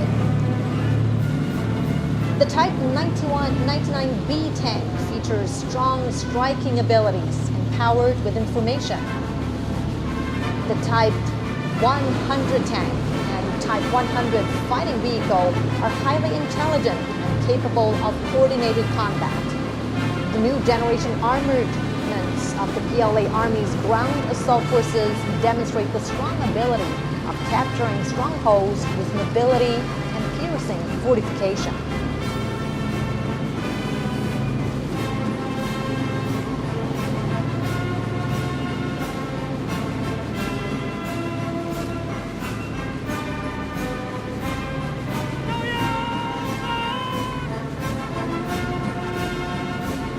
Coming up next is the Amphibious Assault Vehicle Formation, made up of amphibious wheeled armored assault vehicles, infantry fighting vehicles, and self-propelled howitzers.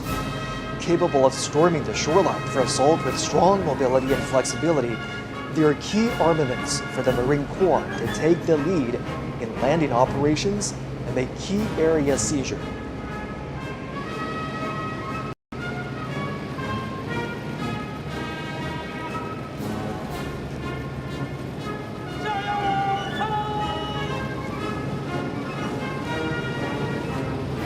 Marching towards us is the imposing airborne assault formation. Diverse airborne armaments in the formation are able to make long-distance air drops and provide heavy-equipped maneuvering support. They are sharp weapons for the Army to make rapid response and deep strike.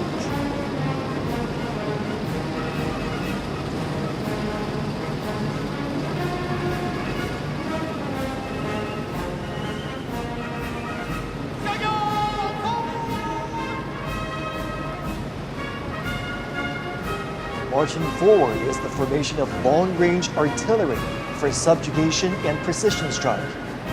The two types of 191 box-shaped rocket artilleries are capable of making strike and providing support, expanding the Army's capability in terrestrial battle.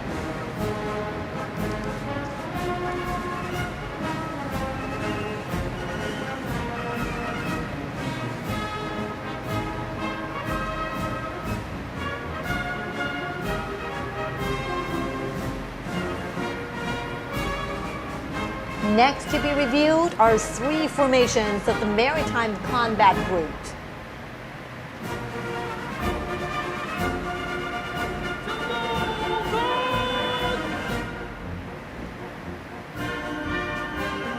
First comes the carrier-based air defense weapon formation. Being reviewed are four types of armaments that compose a three-dimensional system for air defense covering all ranges. The carrier-based laser weapons are strongly capable of precision destruction and consistent strike, defining the new landscape in maritime attack and defense.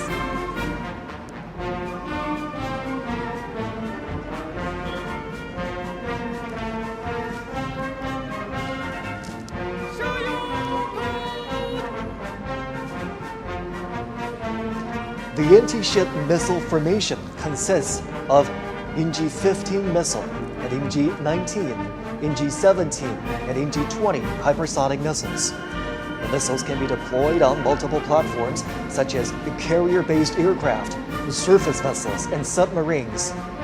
Featuring long-range strike, fast speed, and strong destruction, they're sharp weapons for striking enemies on the sea.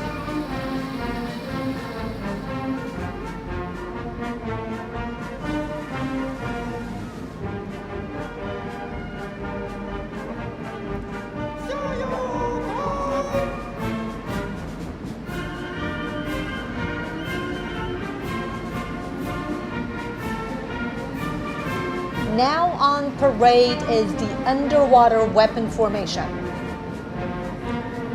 Light and heavy torpedoes, as well as torpedoes propelled by rockets, are able to strike vessels and destruct undersea targets. The new special-purpose naval mines can autonomously identify and attack targets. They are key forces for guarding strongholds and making raids in naval warfare.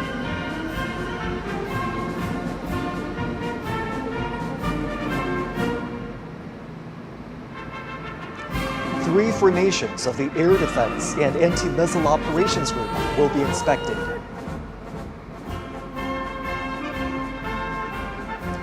Here comes the Early Warning Detection Formation. The four types of weapons that are being inspected are all new generations of domestically made, highly mobile radar. In group coordination, they can detect stealth aircraft and ballistic missiles far and near. They provide early warning for the country's airspace and aerial security.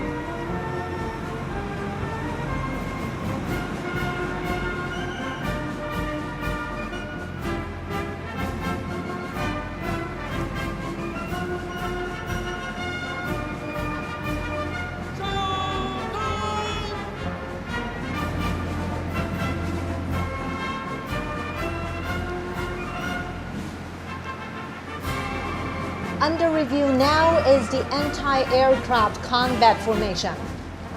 It's a heroic unit which has accomplished glorious wartime feats. 6 types of ground-to-air missiles, including Hongqi-20, Hongqi-19, and Hongqi-29, are now being made public at Tian'anmen. They can carry out multi-range and multi-layered anti-ballistic defense, capable of fighting against all ranged threats from the air.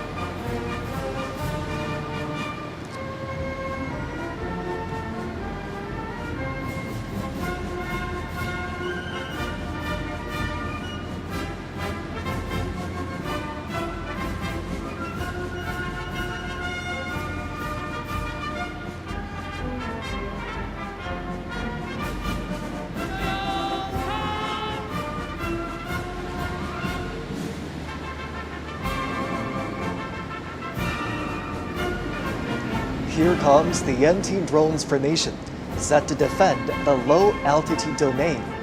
It includes anti-drones missile and artillery systems, high-energy laser weapons, and high-power microwave weapons. The trio can work together to disable and destroy enemy drones.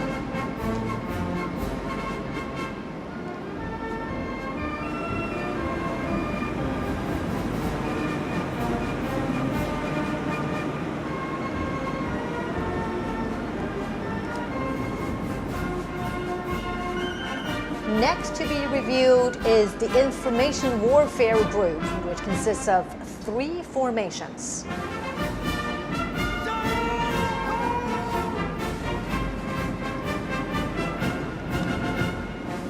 Driving towards us is the Cyberspace Combat Formation. The 4 types of equipment being inspected can command and control, detect and sense, and carry out cyber and electronic countermeasures in an integrated way. It is a new force that consolidates cyber defense and empowers joint force operations.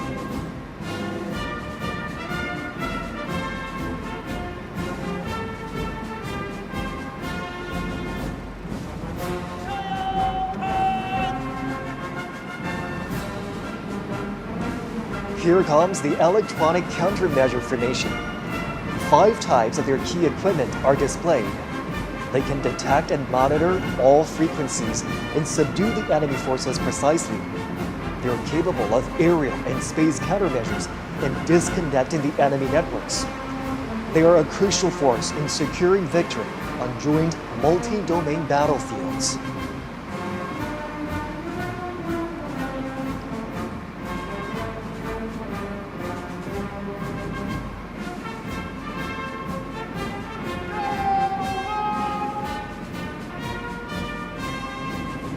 Now we have the Information Support Formation. It is made up of vehicles capable of cloud computing, digital intelligence, forming air-ground networks, and integrating information on the battlefield. They can quickly establish new types of internet communication systems to support joint operations.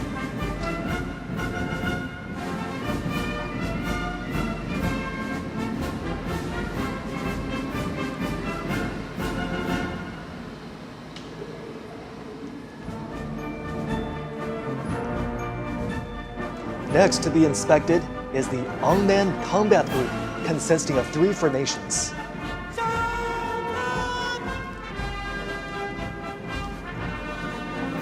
First, we have the Unmanned Land Combat Formation.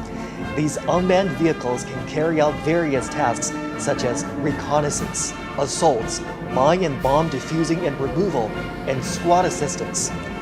They can be operated remotely and are able to move independently, work flexibly in groups, and make intelligent maneuvers.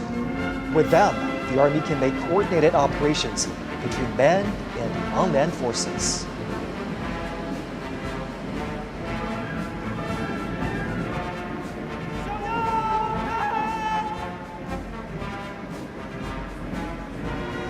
Now approaching is the Unmanned Maritime Combat Formation. Being reviewed now are new types of unmanned underwater vehicles and unmanned surface vehicles, as well as underwater mine deployment systems, which are capable of hidden deployment and blockade, independent target identification, and group-based attacks. They are extraordinary weaponry to win maritime combat.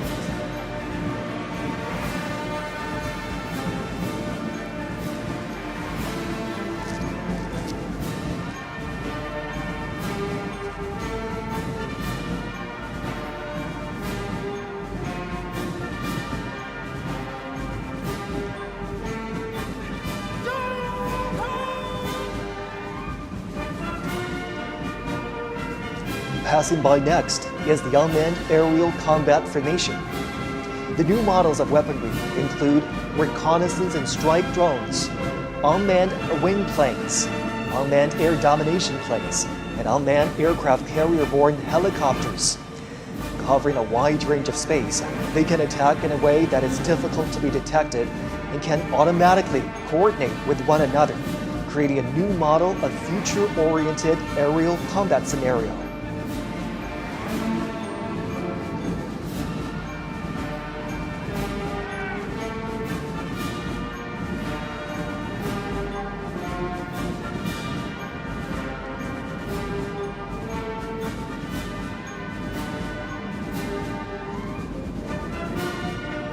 The two formations of the Logistics and Equipment Support Group are to be revealed.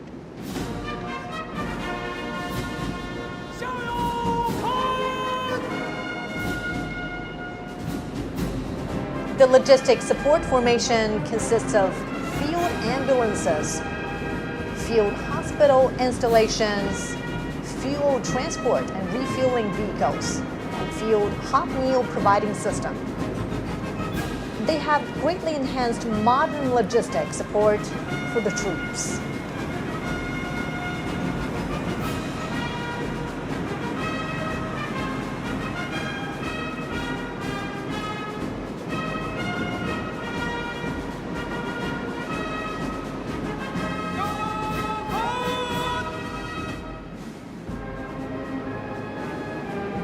Among the equipment support formation are light repair vehicles, wheeled emergency rescue and repair vehicles, disassemble and assemble repair vehicles, and electromechanical maintenance vehicles. It's like an armored hospital for weapons and equipment.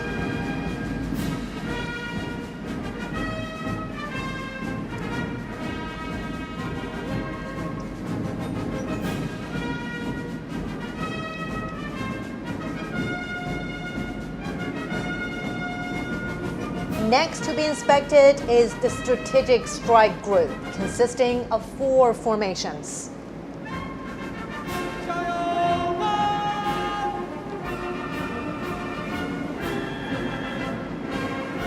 First, we have the Cruise Missile Formation, with naval, air, and rocket forces being organized into a joint group. The Chang'an 20A, Yingji 18C, Chang'an 1000 missiles can implement long-range precision strikes, creating multi-domain deterrence.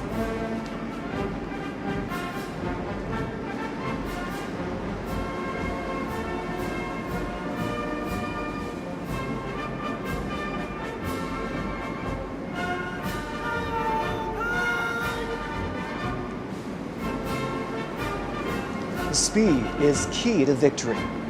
Now we have the hypersonic missile formation. The new types of missiles, Yingji 21, Dongfeng 17, and Dongfeng 26D, can fly at an extremely high speed, excel at breaking through blockage, and hit targets with high precision. They're vital to victory during all-weather combat.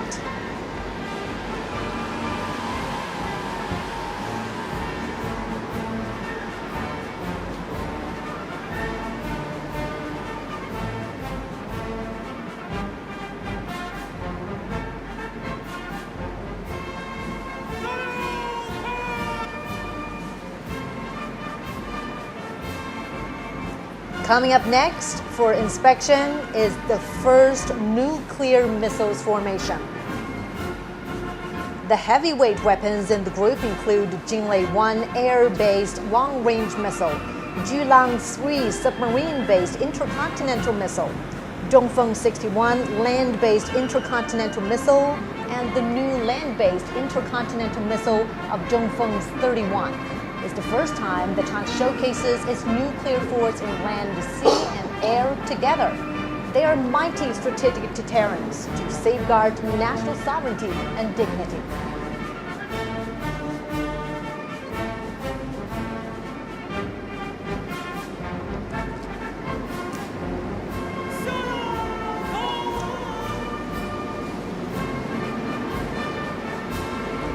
Now coming to us is the second nuclear missiles formation.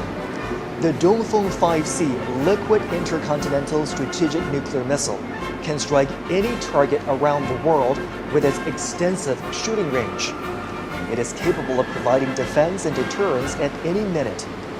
With these strategic heavyweight weapons in hand, China has forged a shield of peace to its safety. The people's military are loyally fulfilling their duties to safeguard the nation and its people, as well as world peace.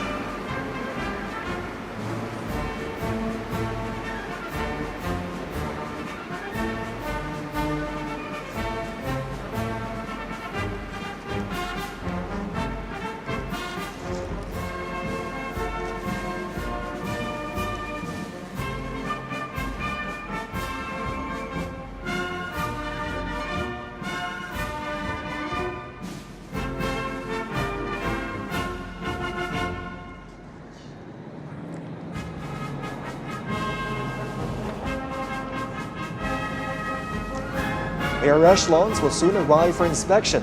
The aircraft featuring early warning and reconnaissance, long-range strike, aerospace control operation, strategic delivery, and logistic support will show the PLA's increasing air combat capabilities.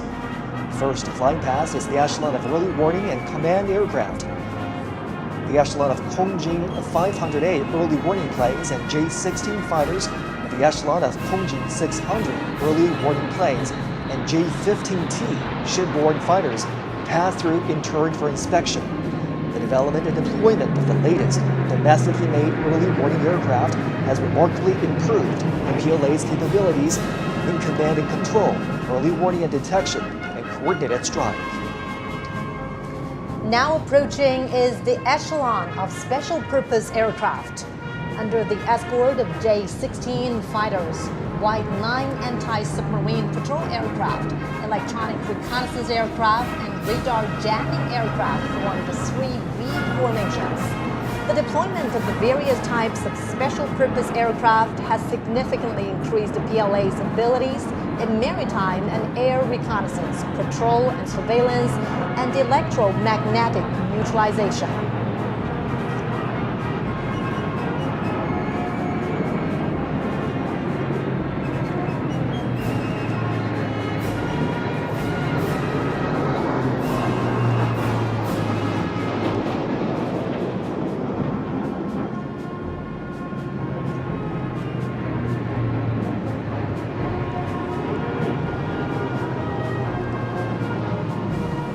Closely following is the echelon of transport aircraft.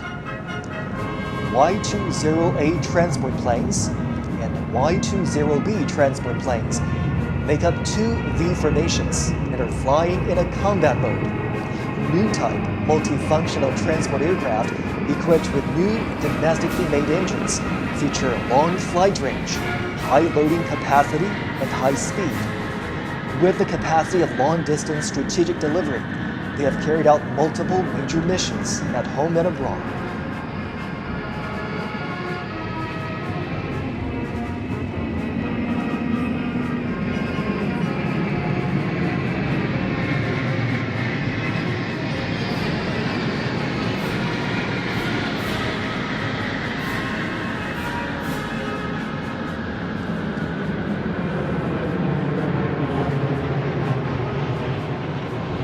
Now flying over is the echelon of bombers, composed of three V formations that consist of H-6N strategic bombers, H-6K bombers, and H-6J bombers. As a major force in long-range strike, the aircraft were capable of long-distance raid, patrol in a large area, and attacks outside its defense zone.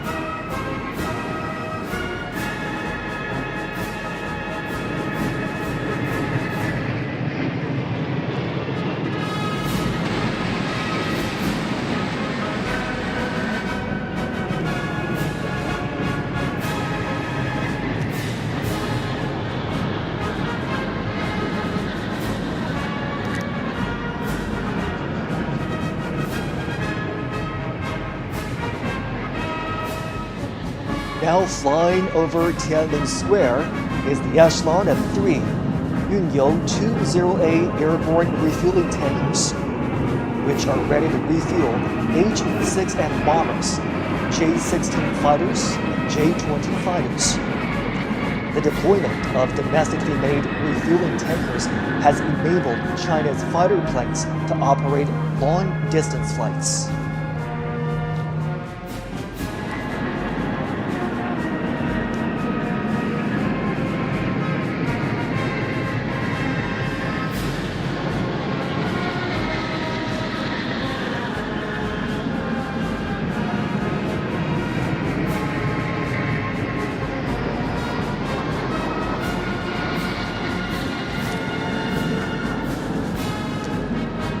Now approaching are 2 V formations of fighter jets that include J-16D, J-20, J-35A, J-20S, and J-20A.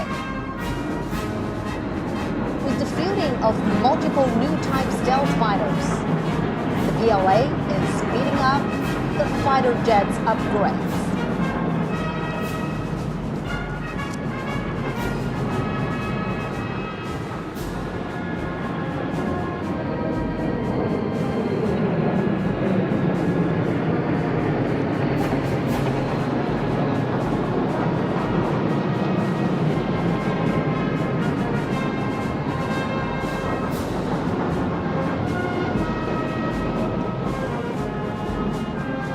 Now, above in the sky is the echelon of carrier-based aircraft composed of 2 V formations of J-15DH, J-15DT, J-35, and J-15T carrier-based aircraft. From ski jump takeoff to catapult takeoff, and from a single type to multiple models, China's carrier-based aircraft has undergone a leapfrog development.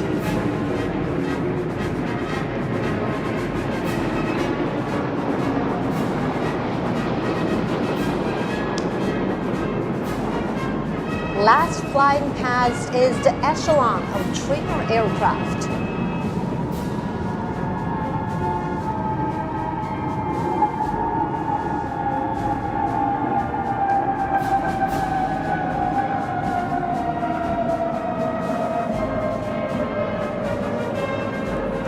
Seven J-10 aerobatics planes stage an aerial display of 14 colored smoke trails, symbolizing the 14 years of war of resistance against Japanese aggression and the bright prospects of over 1.4 billion Chinese people striving for national rejuvenation.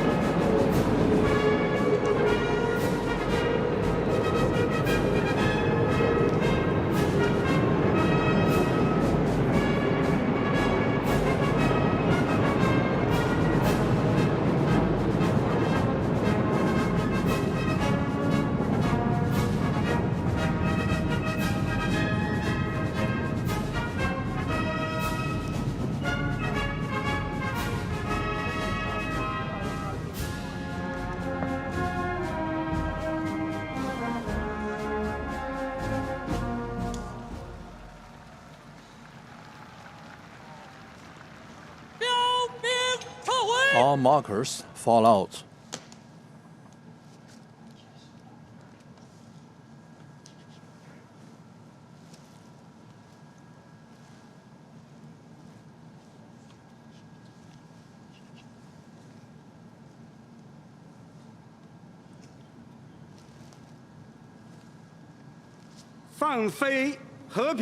Release the peace staffs.